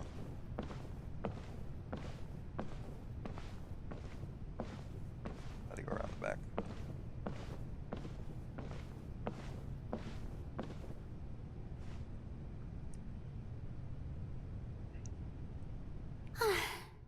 The Maison Cardinalise has announced my accession, but this is my first time facing the people. What should I say to most appear like a god? Ladies and gentlemen, good evening, and welcome to the Opera Epiclese. I'm sure you've all heard about how I have taken on the role. In truth, I know little about becoming a nation's new god. As the god Focalor, the god of justice, I shall do all within my power to lead you into an age of fairness and justice. Once again, thank you all for coming. If you should have any questions or suggestions, please send them to the Maison Cardinalise. The future of Fontaine will require us to work together, after all. This should do it. I thought I might stammer, but thankfully, I was able to convey my thoughts just fine. Okay, and next. That's the new Hydro Archon. Is this some kind of joke by the Maison? I would have thought that a being that surpasses humanity would be a bit more assertive. Hey, did you hear that? She even told us to send her suggestions there at the end. Wow. Shouldn't gods be all-powerful? She's being so modest. What's the difference between... If you ask me, perhaps the succession didn't actually happen. Wait, what's right? Mirmi said that I just need to calm down, Farina. Think assertive, with a strong...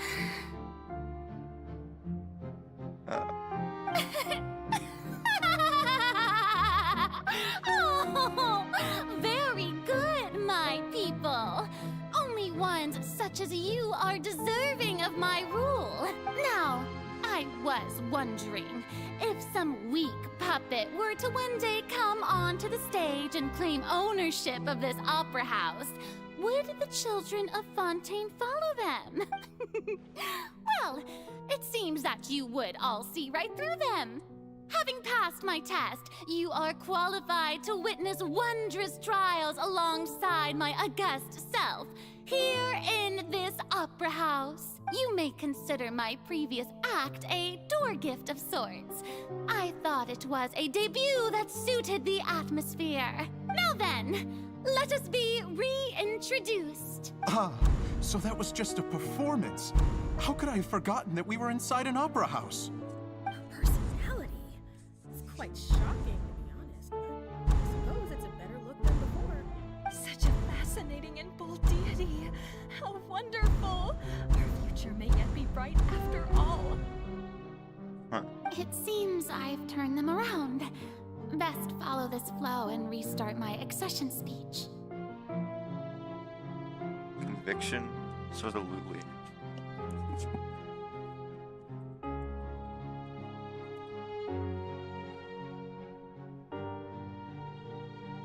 My dear people, whether you acknowledge me or not, whether you trust me or nay, I say to you, keep faith in your ardor for justice. We have heard it said that this nation's sins can no longer be washed away. Well, I say that justice is most fragrant when it blooms amid sin. The scales of justice should not weigh heavy in the hands of its God. On one side, it must carry fairness and justice. And on the other, praise and applause. May law be the prayer on our lips. May judgment be our worship. Let us light the fires and drink to the future of Fontaine. There is no trouble in this world that justice cannot solve. All that is needed is for you, my people, to believe in it, heart and soul. So long as I, the Archon Focalor, stand within the Opera Epiclese, so long as I stand before the Oratrice, I shall even judge the gods of this world! That's her ready pose. That's really fucking funny.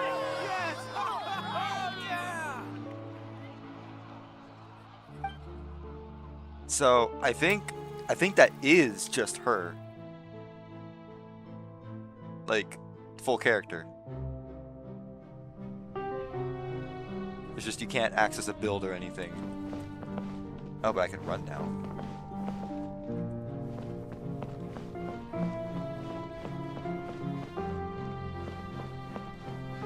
That's interesting.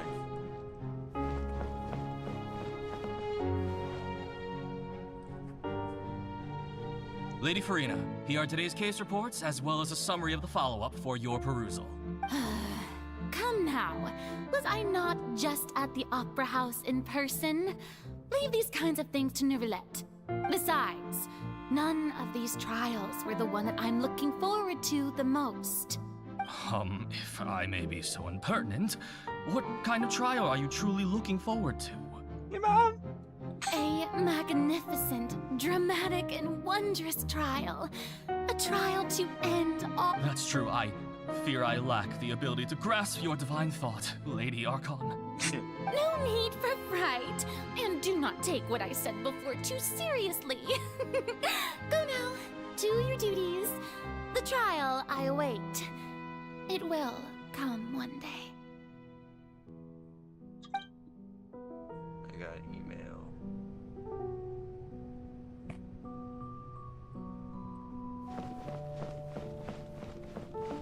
What's this? Lady Farina, I don't know what to say. Thank you for agreeing to see me. No need to thank me. Or rather, thank your own sense of perseverance instead. Oh, I'm afraid that's just an inevitable consequence of my divine charm.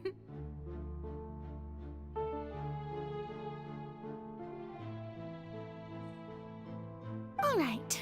Deuteria, is it? How is your son's illness? You remembered me, and you knew of my family, too. He is doing much better now. In fact, he is far more of an ardent believer than I. He was the one who forced me to seek an audience with you, and to bring your words back to him.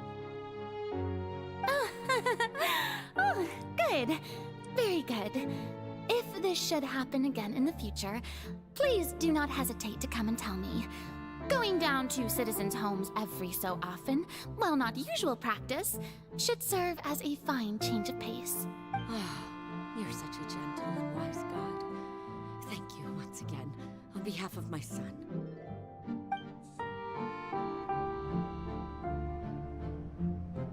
Now it's over here.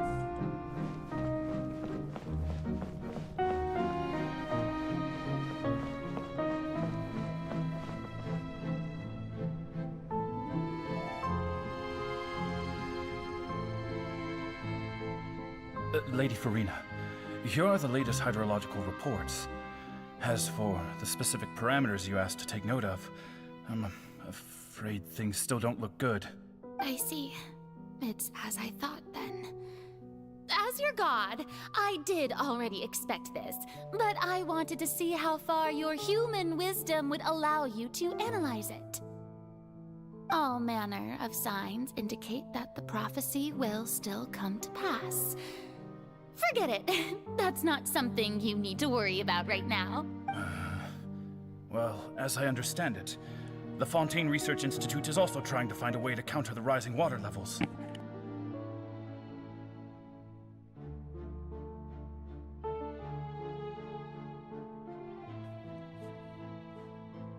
Really?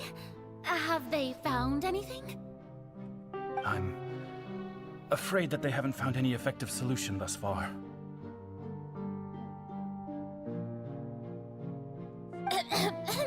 Oh, is that so? Well, no wonder. This issue has reached the realm of the gods, after all. Still, their spirit is praiseworthy.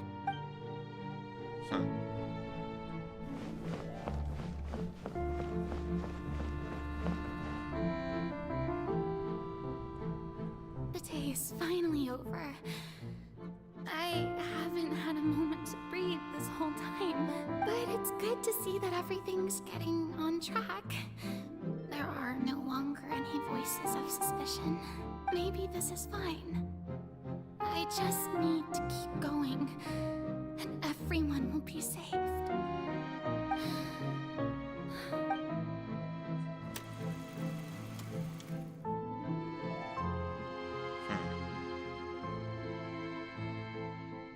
Lady Farina, here are the new trial reports for the latest cases, as well as a summary of the follow-up. There'll be no need for that. I've seen them already. There's... Lady Farina, I've waited so long for this chance to see you in this manner. Indeed, my dear, loyal citizen. This joyous moment is an honor for us both. These transitions are flawless. Lady Farina, we're detecting significant hydrological anomalies near Poisson. Understood. Keep monitoring. Keep me informed should anything come up at the Institute. These transitions are actually fucking amazing. Don't think I let anything slip today. I must show the people that there is nothing to worry about. I just don't know when these days will end. I feel utterly exhausted.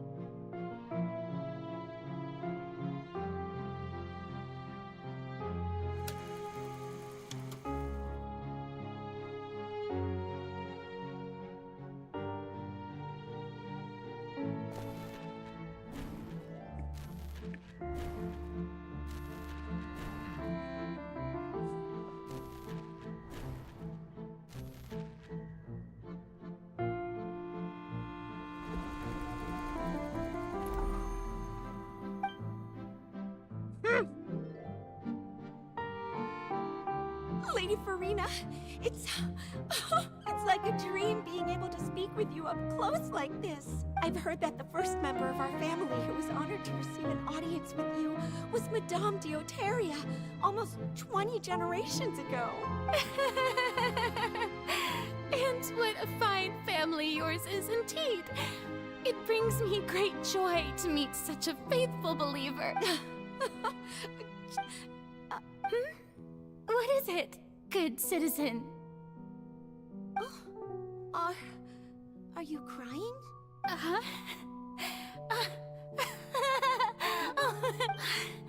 This must be the overflow of hydro from my person. Well, can't quite help being the god whose dominion is the waters, can I? No wonder. No wonder. A manifestation of your power, then. Oh, Archon, I am honored to have witnessed it. Honored indeed. This is torture. So interminable. So lonely. Just how much longer? Hundreds of years must have passed by now. Perhaps the show must go on for hundreds more. I never imagined that it would hurt so much. Have I reached my limit? No. Perhaps I reached it long ago. I want to tell someone, anyone, about this. But would that not destroy all I've done so far? I've conducted so many investigations across the centuries. But there's not even a sliver of hope that we might break the prophecy. All I can do is keep heart. Jesus.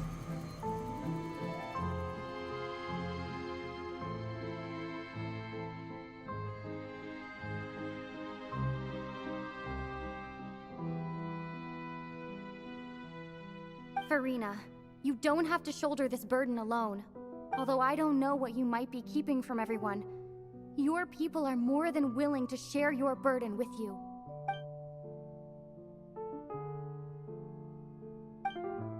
Share my burden. That's impossible. But even if your burden doesn't need to be shared, just share it with a witness. And if to that is, in its entirety, a show on a stage, then you're just a spectator, aren't you? if that's the case, she's right. I could confide in her, couldn't I? But if things don't play out as expected, the people of Fontaine will be the ones to pay the price. No, Farina, you should. But what if it's really I just alright? realized she's wearing her the other outfit. Farina, you've worked so hard for so long. Is it such an outrageous thing to do anyway? If you let this opportunity slip through your fingers, it might never come by again. Think about it. Long and hard.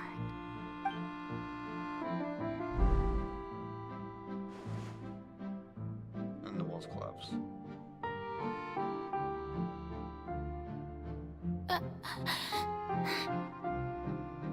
No. All you need to do, dear spectator, is to witness my performance until the curtains fall.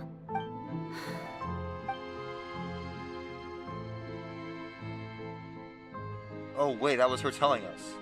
Indirectly.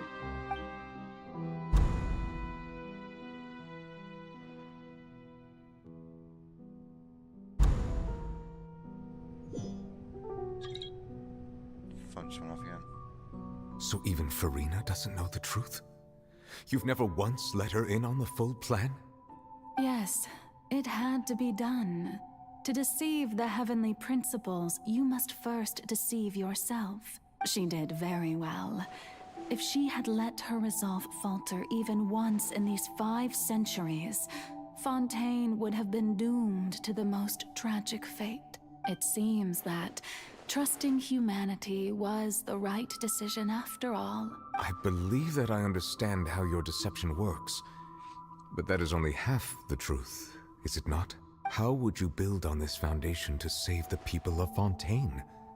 That is the most important thing. True. Ah, good. Of course, the Iudex of Fontaine has pinpointed the crux of the issue. I'm sure you've long sensed that the Oratrice is no simple machine.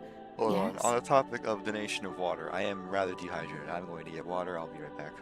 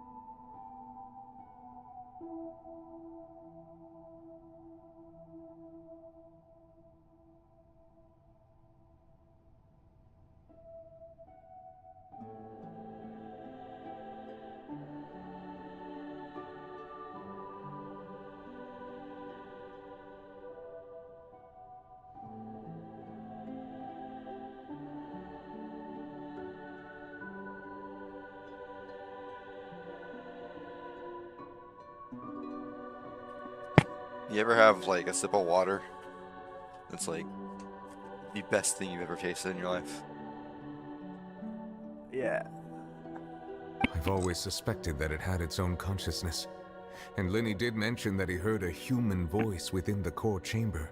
It now seems that that person was you, hidden within the machine all along. Am I right? And then I became one with the Oratries, taking Fontaine's gnosis with me.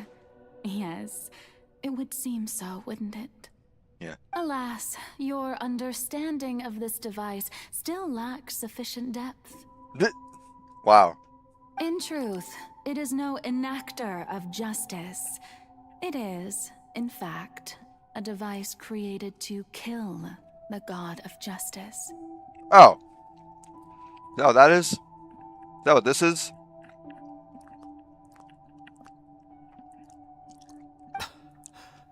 I beg your pardon? Oh, you have it. And to be more precise, not only will the Oratries take down the god of justice, it will also take down the divine throne upon which she has been placed. I mean, did you think I would be the sort to enjoy peaceful repose while Farina suffered? No. My work over these last 500 years has been to constantly accumulate indemnitium within the Oratries. But really, some have already discovered that only a small fraction of the energy generated by the device was ever used to provide power to Fontaine. The vast majority has been, had to be, accumulated to enact this death sentence. It was all a part of your plan then? Both the trial and the sentence? Indeed.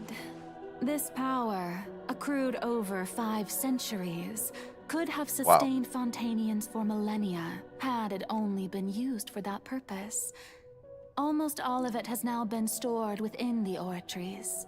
But only power of this magnitude could hope to destroy the Hydro Archon's divine throne, shaking the rules established by Celestia, and breaking through the institution that is the Seven. So the Oratrice's call for death was for neither Farina nor Focalor, but for the Hydro Archon. The destruction of that divine throne. If I do not misunderstand your intent, you must be... Returning what's rightfully yours to you, of course. In other words, this was all done to return the authority of the Hydro Archon to the Hydro Dragon of this planet. But... You die, bro. You die. Brother, you die. Oh, what? Getting sad again, are we? The authority of the ancient dragons shall soon be yours once more, O Hydro Dragon Sovereign. And this is the face you make. All you've done throughout the years is just so you can sacrifice yourself at the very end. Yep. I've never quite seen it that way, no. Even now, I'm quite pleased at how well my deception worked.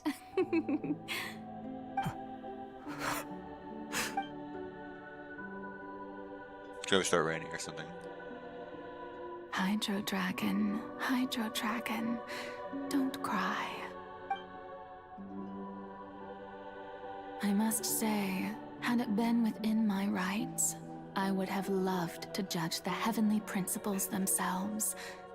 Were they not guilty we'll be of back. essentially Messages the same on my stream. crime? Whoops. Did not realize that.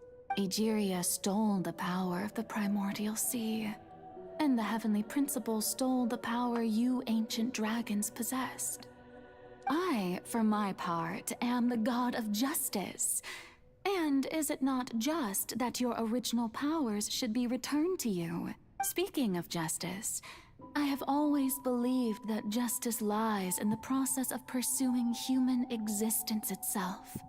So, if the theft of the primordial sea's might was Fontaine's original sin, then, leaving matters of procedural right and wrong aside, the descent of the Fontainians as humans and their right to exist in this world would be Fontaine's original justice. Oh. In other words, existence was Egeria's justice, and to me, justice is the continuation of that existence, defying the prophecy and ensuring that Fontaine's people shall live on. That should be the justice enthroned over all others. At this point, we, whether it be myself or all other Fontainians, have shouldered the burden of this sin for far too long. Iudex Neuvillette, the highest judge in our land, when you regain your full power as an elemental sovereign, what verdict shall you pass upon us? That was a good time to use my Neuvillette impression. So when I was invited to the court of Fontaine to serve as Iudex, I see now that that was your idea too. At last, I now understand the true purpose behind this position.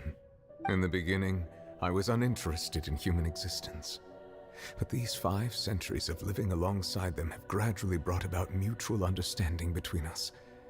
And I have even attempted to feel as they feel. You are a devious one, Focalors. Things being as they are. Surely you know that I could never declare them to be guilty. Indeed.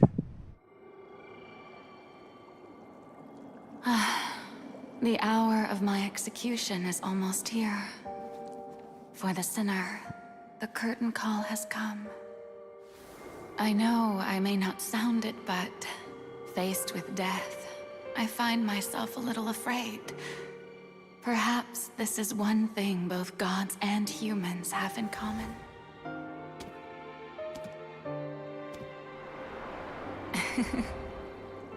Farewell, Neuvillette. I hope you've enjoyed the part you played these 500 years.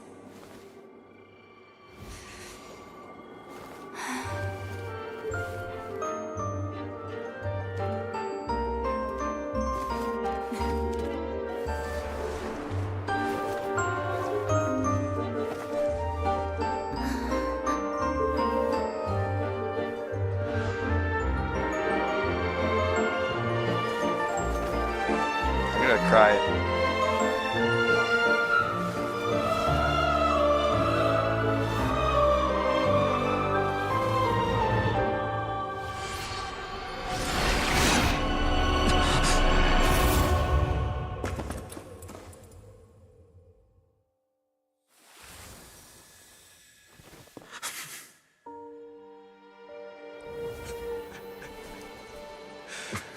What?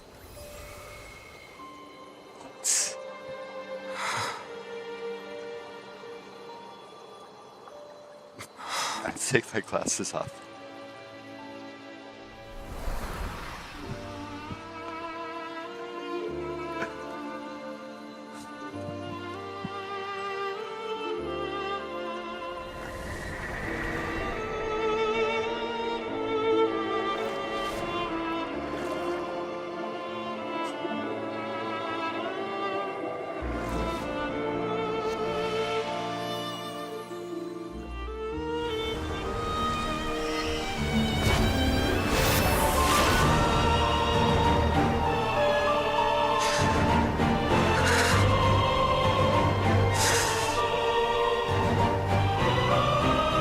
I, Iudex Neuvillette, hereby declare,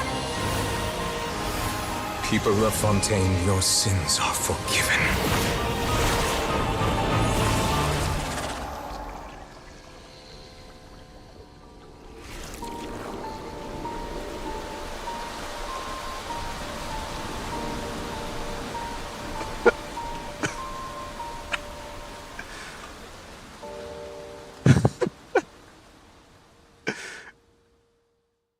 I'm actually crying. Whoa.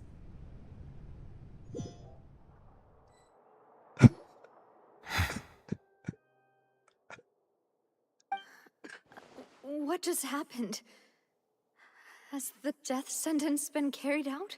Was that bright light some sort of misdirection? But since we're all still alive and haven't been dissolved, I assume whatever happened was good for us. It's time to end this. We must mete out punishment to that beast. Didn't you say just a moment ago that it can't be defeated? I have gained the strength sufficient to deal with it. Through certain means, I now have the ability to separate the power of the primordial sea from that creature. We should seize the opportunity to pursue our quarry. Traveler, now that the oratories can no longer function, I require an executor to help me mete out justice. The root of the calamities befalling Fontaine, the beast that enacts the prophecy. Its name is the all-devouring narwhal. Come with me, traveler. The hour of execution has come.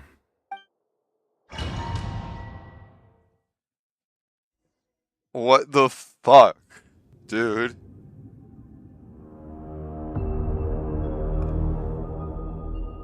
You can't just go from that to this. My eyes hurt, man. Oh, we have to fucking... Ah! Oh my god.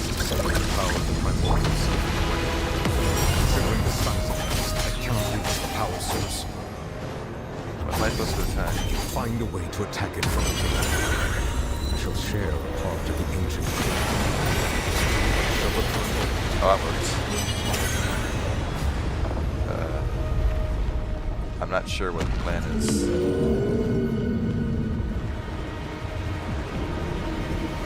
I can feel its sorrow turning into hostility.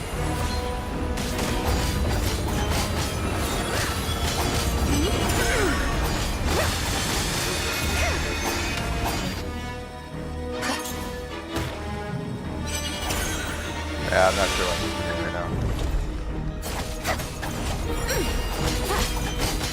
I don't have a Fontaine character. Fun fact: this team is exclusively Leeway and not Cry.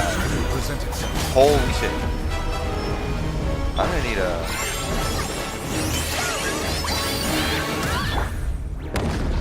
Or if Umi will make my life easier right now.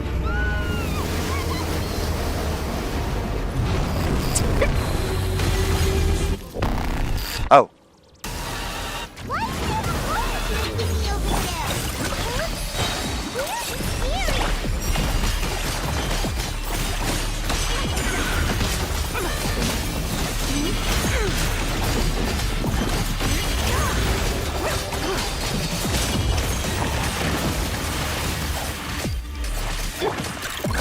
Granted my protection. Do not fear. Seize the moment. Use my power to suppress this root from the field. I don't have Numa or Osita. Because I'm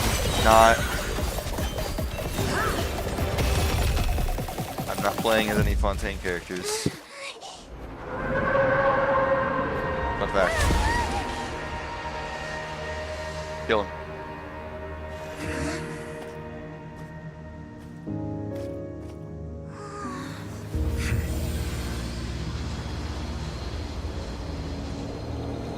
Whoa.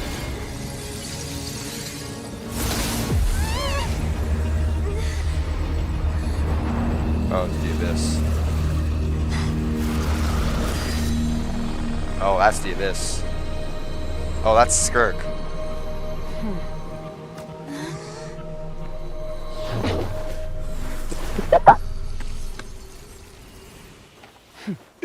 So that's where that gifts from. Okay. Thanks for helping with the cleanup. It should have been my job, but oh well. It was just supposed to be a short private training session for me. I didn't think that my disciple and my master's pet would start brawling in the meantime. Well, actually, I had a feeling that it would happen at some point, but they bumped into one another earlier than I thought. What a blunder. I suppose I'll have to swing my sword 3 million times as penance. That power. Who are you exactly? Paimon has an idea. From what she said earlier, she must be Child's master. Skirk, right? I guess I gave us the impression that she was the less talkative person. I simply did not have anything to say to the weak. But you, on the other hand, managed to defeat the all-devouring narwhal without using power from beyond this world. So you may speak to me as equals. I have to agree. It's a strange use of a planet's primordial waters just to raise an all-devouring narwhal. That kind of power is wasted on it. It's not cooperative, it eats too much, and I have more important things to do with my time than pet sitting. The only thing that creature has going for it is its looks. It's ugly. All in all, it fails as a pet. Miss Skirk? I think you might have missed the point. Just a little. The point being? Well, being that this pet almost destroyed an entire nation. So what sort of person is your master? Well, child's master's master. Wait, is that right? Oh, right. So you don't know him. Sorry, I assumed you did. His name is Sertologi. Who? I am unfamiliar with that name. I'm familiar with your mom. So Master isn't sufficiently famous. How should I describe him then? Have you heard of the name The Fowl? The Fowl? Still nothing? Well, how about the Visionary? Vetterfulnir then? Or Gold Rhindaughter? Ooh, that one we've heard! Rhindaughter's part of the Hexen Circle. She's a... Oh, so you do know that name. To be honest, I also heard all of those names and titles from my master.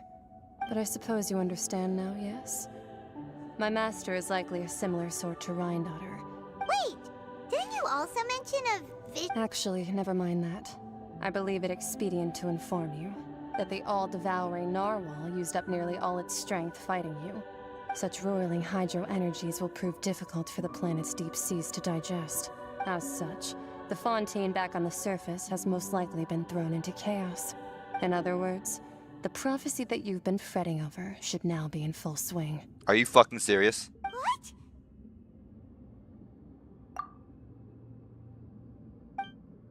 Not to worry. Focalor has already managed to deceive the heavenly principles. True. In the end, the people will all be dissolved into the waters, and only Farina will remain, weeping on her throne.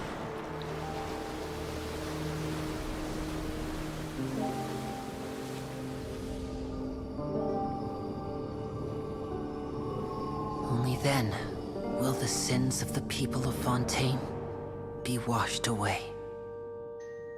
Who's reading this?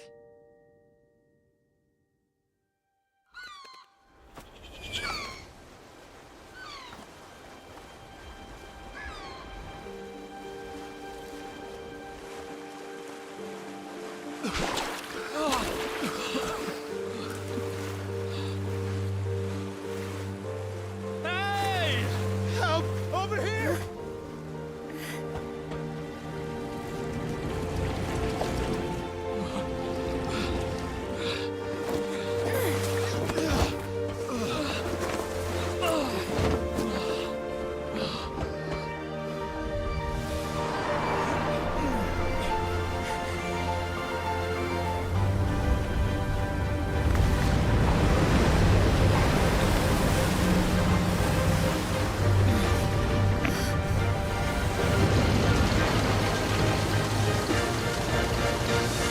What the fuck?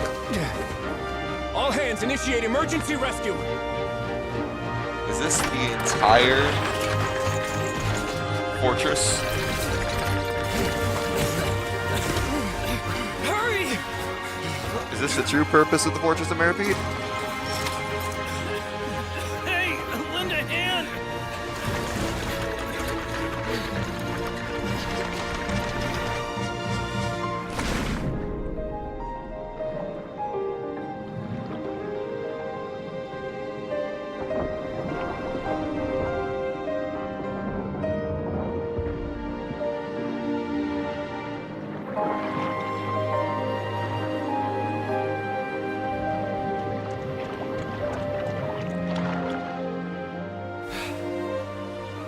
Look!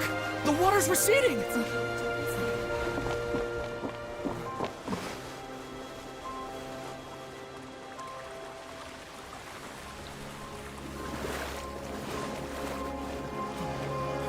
Miracle! Water's receding. We didn't dissolve. The prophecy was wrong. The prophecy was wrong.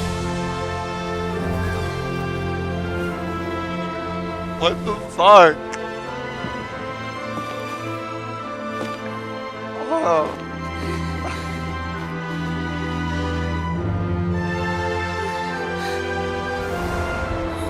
Are you alright? We're saved. The prophecy was wrong.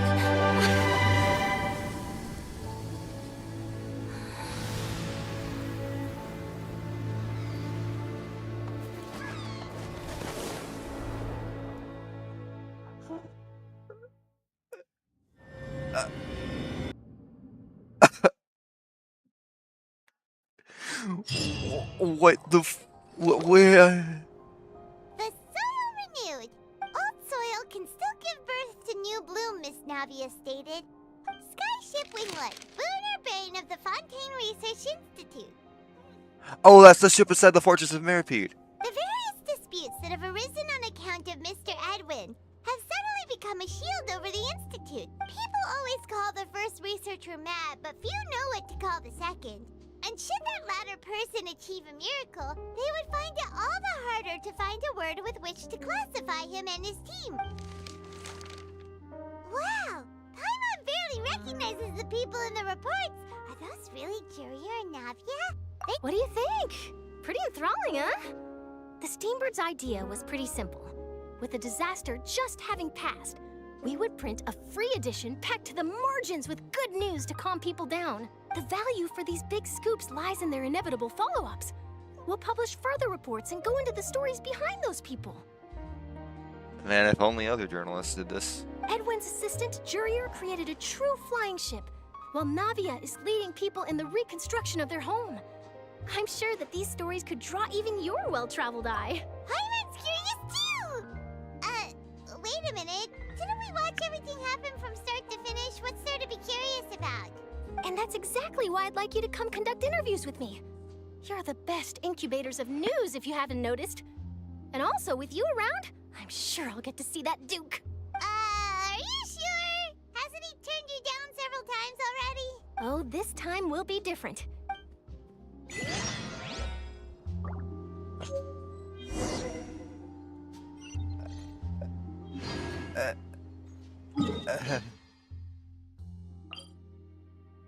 I'm sorry. I'm actually speechless.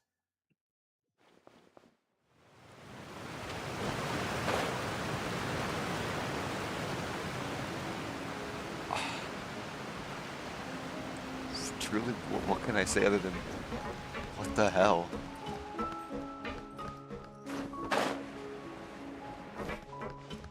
Oh, but it's not over yet, is it? Navia!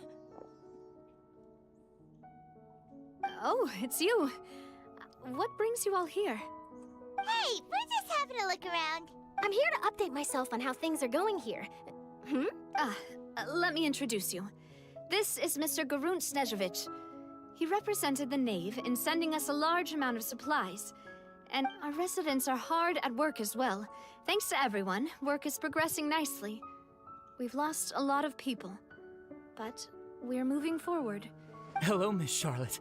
I'm a big fan of yours. I especially like that article you wrote last year about Fontaine's stray cats. But if you don't mind, could you not emphasize our role too much in your report? It's not charity we're doing here. We just happen to share the same interests as the Spina. I get where you're coming from. That would be fine. Thanks. Oh, you're back too. How are things? We finished laying down the construction materials. It'll be another hour before the workers are able to go over there. Huh? You're here too, Clorian? Well, her reputation's greatly risen after that whole duel business with Miss Farina. So she's here in Poisson to wait out the heat. All right. She really came here to help me out. There's too much to consider in the reconstruction of Poisson. The Spina has need of more decision makers. And, well, I do already happen to be connected to Mr. Callis. Oh, wait just a moment. Do you mind me asking a few questions? You know, about... Forget it. I'm sure you can find a better theme than that, Miss Charlotte. I see you're the same as always. couldn't you do me a favor? Well, if we're talking about doing things for my sake, you might as well just take a few more photos of me. Or of the Traveler. It's better than wasting time persuading Chlorand at any rate. Of course I will. I'm not gonna let her off that easy. All right, then everyone who wants to be in the photo, gather up. And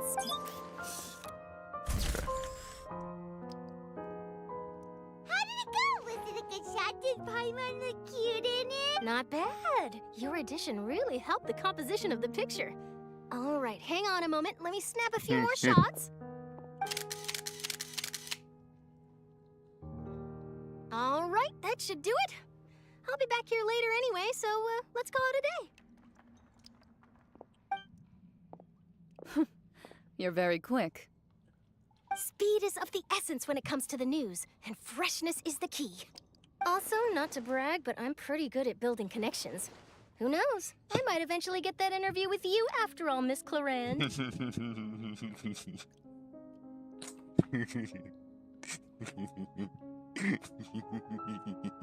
Wow, you really do have that never say die spirit. I'm impressed. No, you're not. I'll hazard a guess that this is how you got that interview at the Fortress of Meripede. Whoa, you're well informed.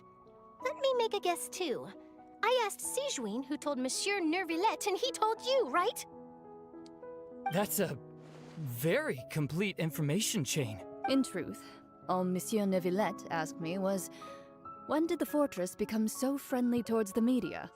I told him that it was best not to speak too soon. There's no guarantee that Ridesley will make a personal appearance. You're right. I've got to treasure every moment I have with them. In which case, I'll be making a move first. Stay safe now.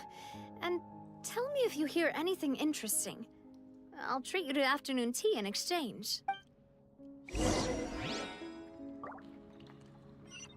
Are we really gonna go through everything now? Okay. Oh boy. You know it's after this. After this, it's Natlin time. Oh boy. That's gonna be fun. Wow, guess we're here again, huh? There's a real nostalgic feeling to this place. Looks like you've been missing us. Duke! Did you come all the way to the entrance to greet us? Of course. I'm here to welcome you and our dear Miss Charlotte, whom our good head nurse recommended to me. It's an honor to finally meet the much-rumored Duke. Thank you for consenting to my visit to the fortress, sir. No need to thank me. But that said, I shouldn't be the focus of your interview. I trust you recall our agreement? Of course, of course. All right then, this way.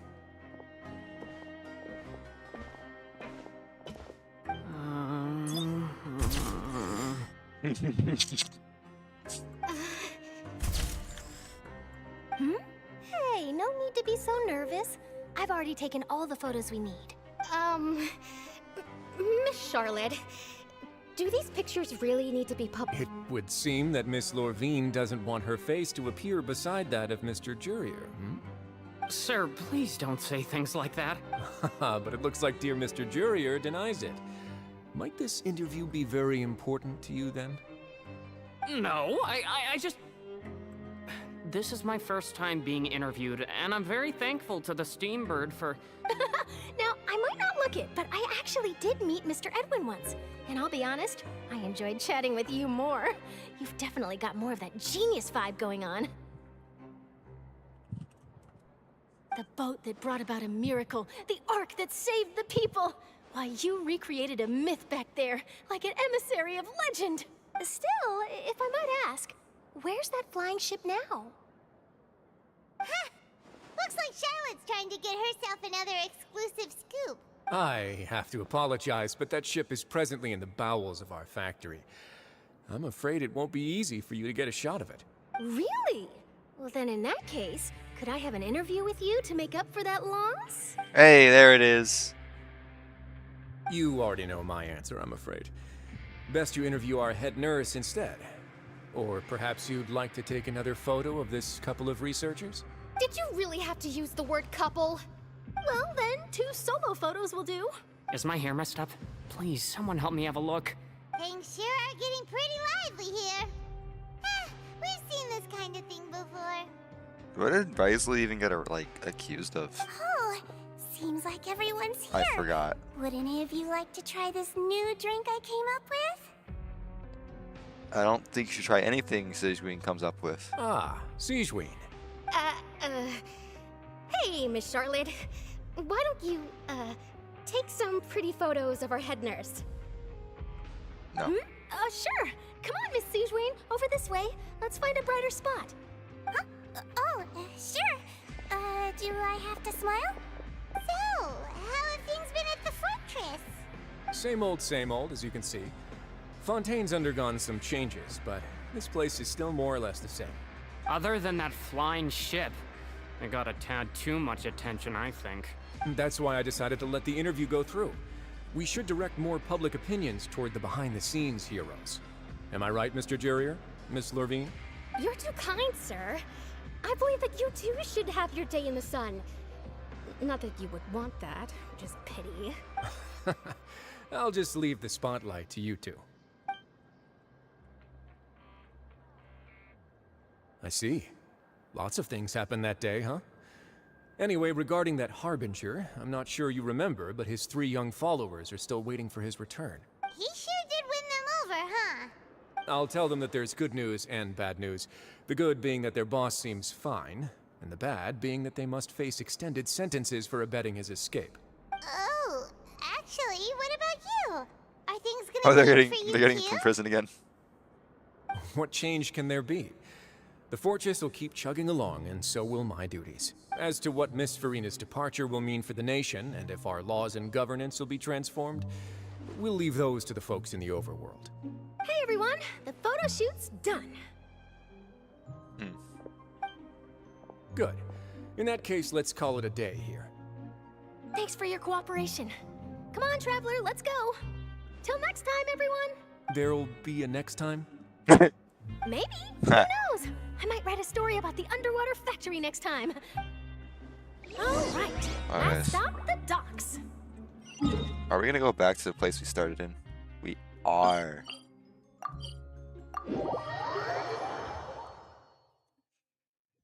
Oh my, how nostalgic we were here just a few weeks ago. God, I love Fontaine. I love Fontaine so much.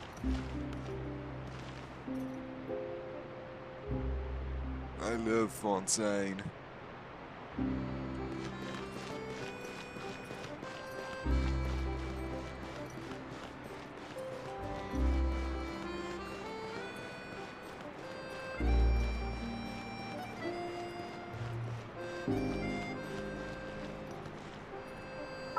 Hold on. Hold on.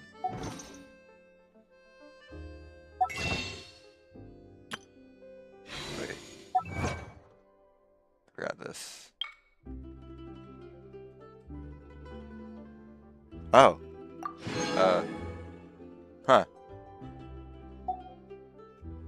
Cool. Man.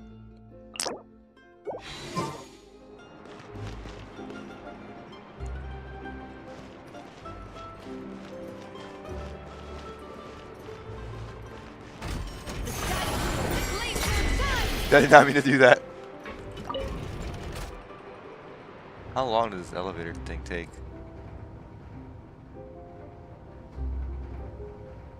Oh, every time you rebuild, every time you get energy, it... How have I never noticed that? They glow every time you get energy. She's looking at like a scrolling picture of Leeway. Only form of entertainment. Very nice.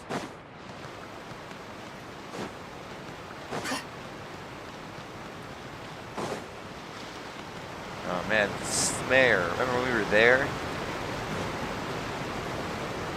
Oh, come on, son.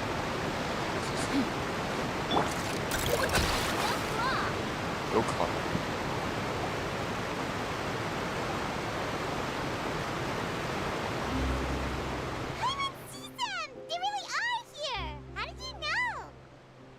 Navia mentioned that she stayed in touch with Linny and the others after working together. Apparently, they've been at the docks distributing these strange pockets the whole time since. Traveler, Paimon. Ah, and Miss Charlotte, too. Would you like a magic pocket? What sort of gadget is it? Why is Paimon It's a celebrating? wondrous bag that can be used to carry many things. The water level has returned to normal, but if you see any of your things floating around, you can use this to carry them. Or you could trick a friend into doing it for you. Trick a friend? I wonder which of my friends would fall for that. Hey, fuck you. You could just make a friend like Fremine here. Isn't that right, Fremine? Is this what you meant by, I'll help you make some more friends? That's diabolical. That is To be actually honest, diabolical. that sounds pretty sweet. Could I have your contact, please? Sure. Please, write down my address. Lynette sure is working hard to help They went Fremine straight to socialize. address. He was the one who proposed doing this. He even wants to assist in our magic shows. Yes, I was planning to first introduce Pear as an assistant, and later Fremine himself. In the future, I think we can leave underwater escape magic to him too. That said, would anyone want to see a diver escape underwater? Yeah. Oh, it'll work out. Every journey begins with the first step. He'll become a part of our show eventually. Lynette, could you come over? Got it. Okay. My, that Charlotte is rather perceptive. She got rid of everyone the moment she realized I had something to say to you. So, how have things been, Traveler? Father says that you did a great deal during the latest events. She's very grateful for your contributions to Fontaine. That's alright. We were more than happy to help. So, what's she doing now? Oh, I guess you haven't heard. Well, after Lady Farina left, Father and Monsieur Neuvillette opened negotiations, during which he gave Fontaine's gnosis to her as a diplomatic gift. Are you fucking serious? A diplomatic gift? A gnosis? You moron! Yes, I was quite surprised at first myself. But when I thought it over, there were actually a number of things going for it. It could have been done as an apology for the incident with Lord Child, or as thanks for his help in tying the all-devouring narwhal down. I think there's a multitude of other things you could be using instead of a fucking gnosis. Furthermore, For that. Father did also lend significant aid to Fontaine and Poisson. That's true, but this is a gnosis we're talking about. I would agree, but I've also heard that it seems that Monsieur Neuvillette has had a significant change of heart regarding the matter. So there's some reason for this that only Neuvillette knows about? I suspect you'll have to ask him about that yourself. Ah, yes, speaking of which, I did see him strolling around the entrance to the Fortress of Meripede a while back. Isn't he real busy and stuff? But back to the topic. The gnosis was given to the knave, right? What about Child? They say that he's returned to Snezhnaya to recover from his wounds. I hear that the recent disaster I'm not really did calling him number a on war his buddy. health. Are you fucking serious? Fuck that guy. I hate him. I think When you think about it, we've had loads of run-ins with the Fatui.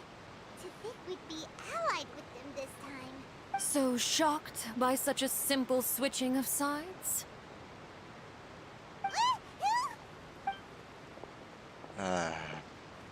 Father! Well, what do you know? Come to the docks to see how my children are doing and meet the Traveler by chance. Are you going to take the gnosis back to Snezhnaya? yes. That is our duty as harbingers, yes. Fucking Don't be hell. too preoccupied with sides. The goal of the Fatui concerns not a single place or person, but the entire world. Switching my masks is something I've always done. Well, that depends on many things. No one truly knows what the future holds. What good is honesty if you can't rely on it forever? Wow. As for you, I very much look forward to our next collaboration. Good things cannot be achieved alone, and you've proved yourselves to be great partners. A vision? All right. I'll remember to return it. Thank you for keeping it safe for him this entire time.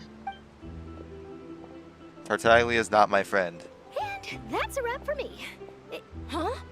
You're... Greetings, Miss Journalist.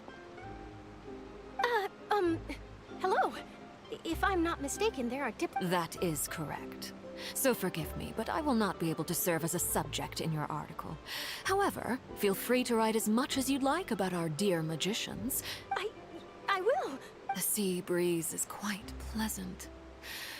I shall continue my walk while the weather remains so agreeable. Farewell. Farewell, Father. Oh, she has such an intimidating presence. I didn't even dare to take a picture. Thankfully, I've already wrapped up all my pre-scheduled interviews. Don't be too nervous. Why don't you take a magic pocket before you go? Here, Traveler, Paimon, you take one too. To move things about? That's right. Funny. I was giving out magic pockets when we first met too. And what do you know? I'm doing the exact same thing right now. I guess this must be life. We will all follow our own paths, and serendipity will lead you to your fated friends. All right then. We'll be handing out pockets in some other districts later, so we'll get going now. Have a good day, you two. Well, guess we sent Charlotte, huh? Shall we go see what Nicolette's doing? As long as he's not so busy.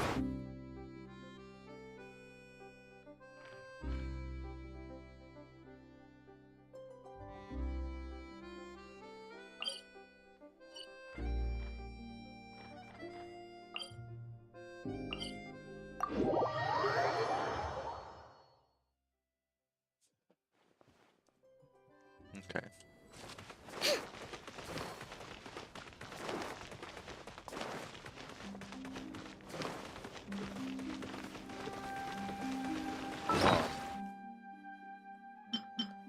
Wow. Okay. So after all that, I don't have enough to. Okay. I have to find a single chest in Fontaine before I end for tonight.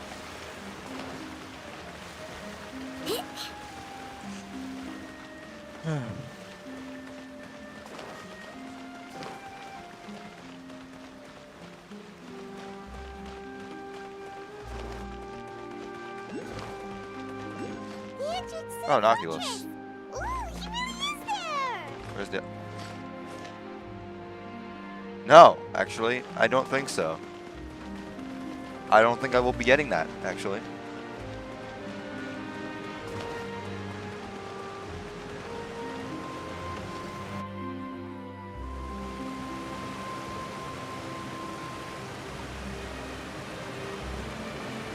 So, you really are here, Nicolette. I didn't think you were going to have free time this hour of the day. Really? Oh, I suppose you must have met Mr. Linney. He took the time to greet me earlier when he passed this way. In any case, you came at a good time. I was just considering reaching out to you to set up a meeting, so I may explain some things that I haven't had the time to before. Aw, Paimon glad that you remembered. Thank you for keeping us on your mind, what with you being busy and all. Alright, let's have it then. How was Fontaine actually saved? The whole business is still quite the mystery to us. It is strange how words can often leave a bitter taste in the mouth when it finally comes time to say them out loud.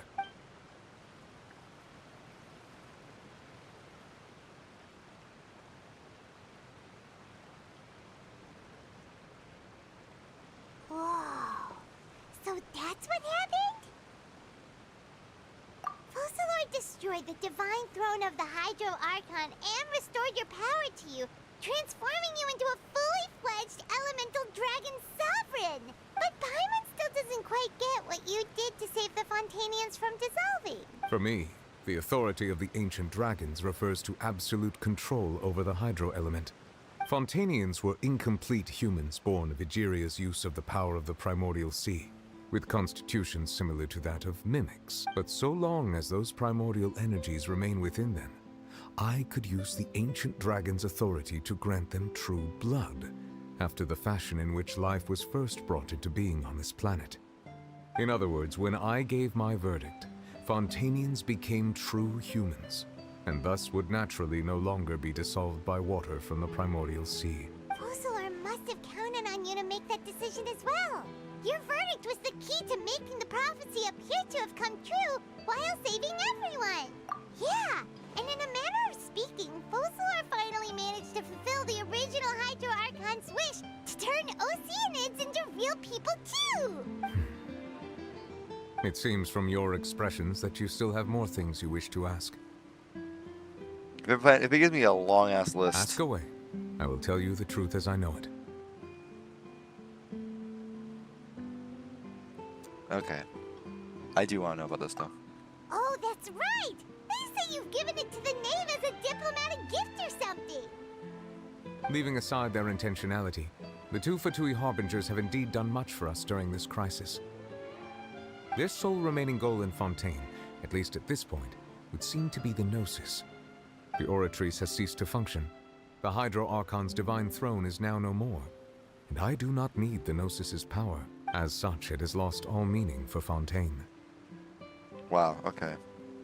If the Fatui have impure designs, then we might as well accede to their request now, and avoid unnecessary conflict. What complicated considerations! Paimon thought you were just giving it to them out of gratitude to the Knave and as an apology to Child. Ask away. I will tell you the truth as I know it. Talk about Natlan. You will soon be heading to Natlan, I presume. Not Natlan? I'm afraid that I have little talent as a travel guide, so all I can do is tell you what I know about that land. As far as I'm aware, Natlan can be said to be a nation of dragons. A nation of dragons? You mean like you? No, I suspect that I would not find myself welcome there. Unlike ancient dragons such as myself, the dragons of Natlan have undergone long years of development and evolution. Large numbers of them have entered a form of coexistence with humanity. Natlan is also the nation of war. War ravages those lands like an undying flame. There is one other piece of information I got incidentally from my negotiations with the Knave that I believe may be useful to you. The Harbinger known as the Captain has thrown his hat into the endless ring of war. The Captain. Sounds like a real tough customer. Seriously, everywhere you look, there's a Fatui Harbinger doing their thing. I suggest that you fully prepare yourself before going to Natlan. In the meantime, Fontaine's doors will always be open to you. Sounds good to me. Ask away. I will tell you the truth as I know it. I have investigated his case along many avenues, and I have learned that he once fell into an unknown chasm when he was young. There, by chance, he awakened the all-devouring narwhal. But whether it be by sentiment or reason, that should not have been enough to consider him the root cause of the disaster. At most, he would have had tangential liability. As for the judgment passed by the Oratrice during the trial, whether it was due to that liability by association or Fossilor deliberately using him to buy time for us on the assumption I want to that he believe would be that it able was to hold the completely creature intentional. off, I cannot say. Guess Fossilor had Fontainians in mind the whole time. In the end, it was thanks to her that they finally became real humans. Hang on a second. Back when Fontainians hadn't yet become real humans, were the children they had also transformed Oceanids? That's actually a question I had. Life has always flowed like water. Do you recall how Fontainians would often come to the Fountain of Lucine to pray for children? Yeah, Lynette said the fountain is where all the waters in Fontaine converge. In truth, even those couples did not know that such prayers were no mere custom, but instead a form of ritual. Those Oceanids who were blessed within the spring water would later descend as new humans in the coming months. Paimon sorta gets it now. Ask away. I will tell you the truth as I know it. Hang on a sec. Paimon's still got a question about the Gnosis. When we spoke to Linny earlier, he mentioned that your attitude towards giving away the Gnosis had clearly changed. We guessed that there might be some reason for it that only you were aware of. No wonder the House of the Hearth is the Fatui's intelligence division. They are certainly sharp. So regarding this specific issue, I was just getting ready to share something with you. What is it? In truth, I exchanged some further words with that lady named Skirk after sending you two back to the surface. It went something like this.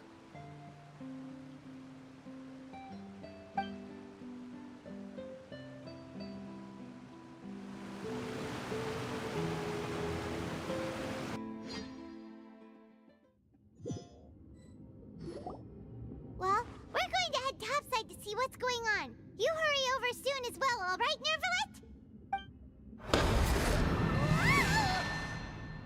What next? The all-devouring narwhal isn't here, so I'm no longer getting any interference. I can finally catch the scent of your power, what it's made of. That's an interesting way to put that. It is the authority of the planet's primordial dragons, but with something very similar to a god's curse mixed in. I'm sure I've encountered something like this before. What was it again? I do not know what you speak of. Ah, of course. How could I forget? You should have the remains of the third descender on your person, yes? I'm sorry, the fucking what? Remains? I've never heard of any such thing. Huh. According to your parlance, I believe it may be called a gnosis. Well, that much is true. After Focalor's divinity faded, she handed her gnosis to me. But I fear I have never heard of it described in the manner that you just did. Oh boy. I've been training with my master, the Foul, ever since I was young, and I have never returned to the surface since. So most of the information I possess, I got from him. It is only natural for those who are greater than humanity to possess a different sort of common sense, which is why there are so many problems in our attempts to communicate with humans. Regardless, you should probably get rid of objects of misfortune to prevent any disasters from befalling you. Interesting. To live in itself is a blessing.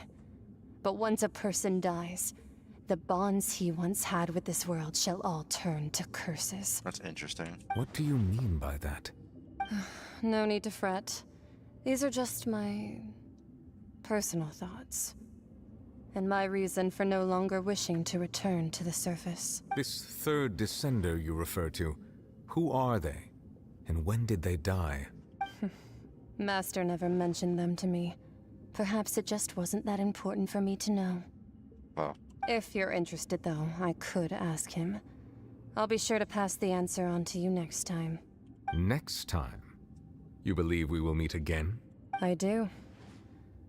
Wait. I have a disciple of my own, don't I? He can be the messenger then. I like this 3 Skirk in here. Skirk talking like he doesn't suck with us, Escoffier. That's what she told me. Whether it would prove useful or not, I wanted to pass that information on to you. The remains of the third descender? So that's what the Gnosis actually are.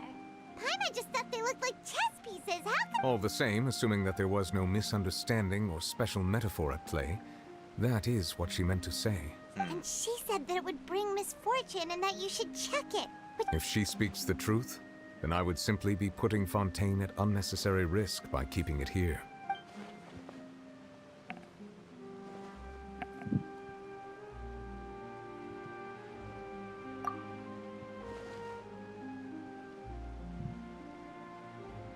I had guessed that you might already be familiar with this concept, but I did not expect you to be one of them. That means that the Gnosis, which are exceedingly element compatible and can even enhance elemental abilities, do indeed come from the third descender. I wonder, does your body also possess similar properties? like being able to use elemental powers without a vision. That does sort of count as special compatibility, right? No, let's not think about this stuff right now. Comparing the Traveler to the dead third descender and all. That's what you say, but this topic still feels like bad luck. Once Child recovers, let's get some more answers out of him. I too believe it unwise to make too many blind. Alright. Okay. Whatever the case, it seems like the crisis here in Fontaine's over for now. Yes. All of Focalor's efforts were for this moment as well. Oh boy.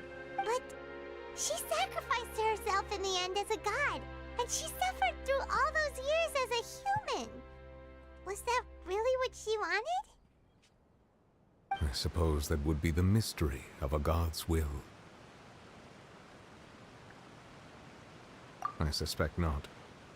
But once in a while, I too would guess that if wishes were like the clouds in the sky, they will one day return to the earth as raindrops. Life flows like water, and rain is the final answer. The water, and what ultimately is the difference between the rains that fall upon all of us?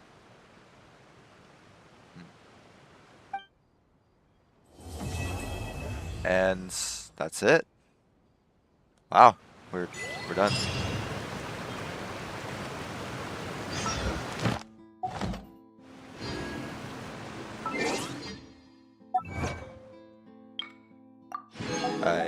I guess we're done. Let me check something.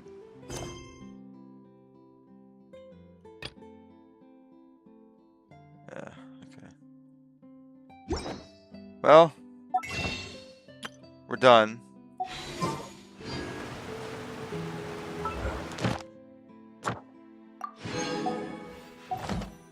So it's nice. This pull is not helping. I can almost guarantee it. Oh.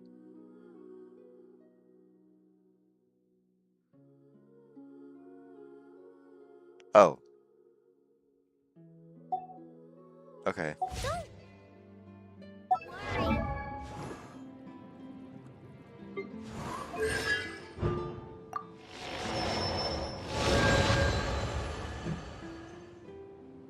What does this do?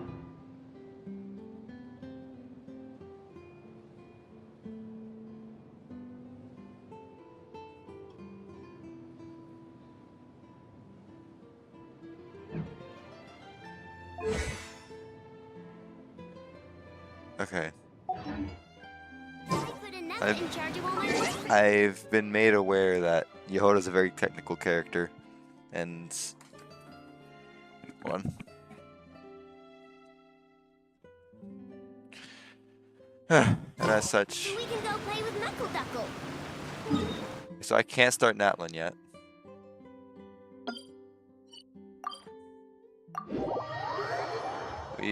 I'm gonna do Act 6 on my own. I've never liked the Dainsleif acts. I never liked them. Because this kind of feels like a... No, you know, I'm not even going to try to explain why. I just don't like them.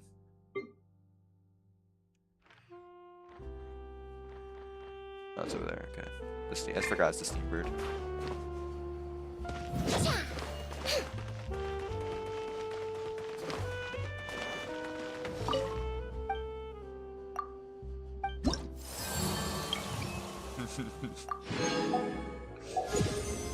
Wow, how nice.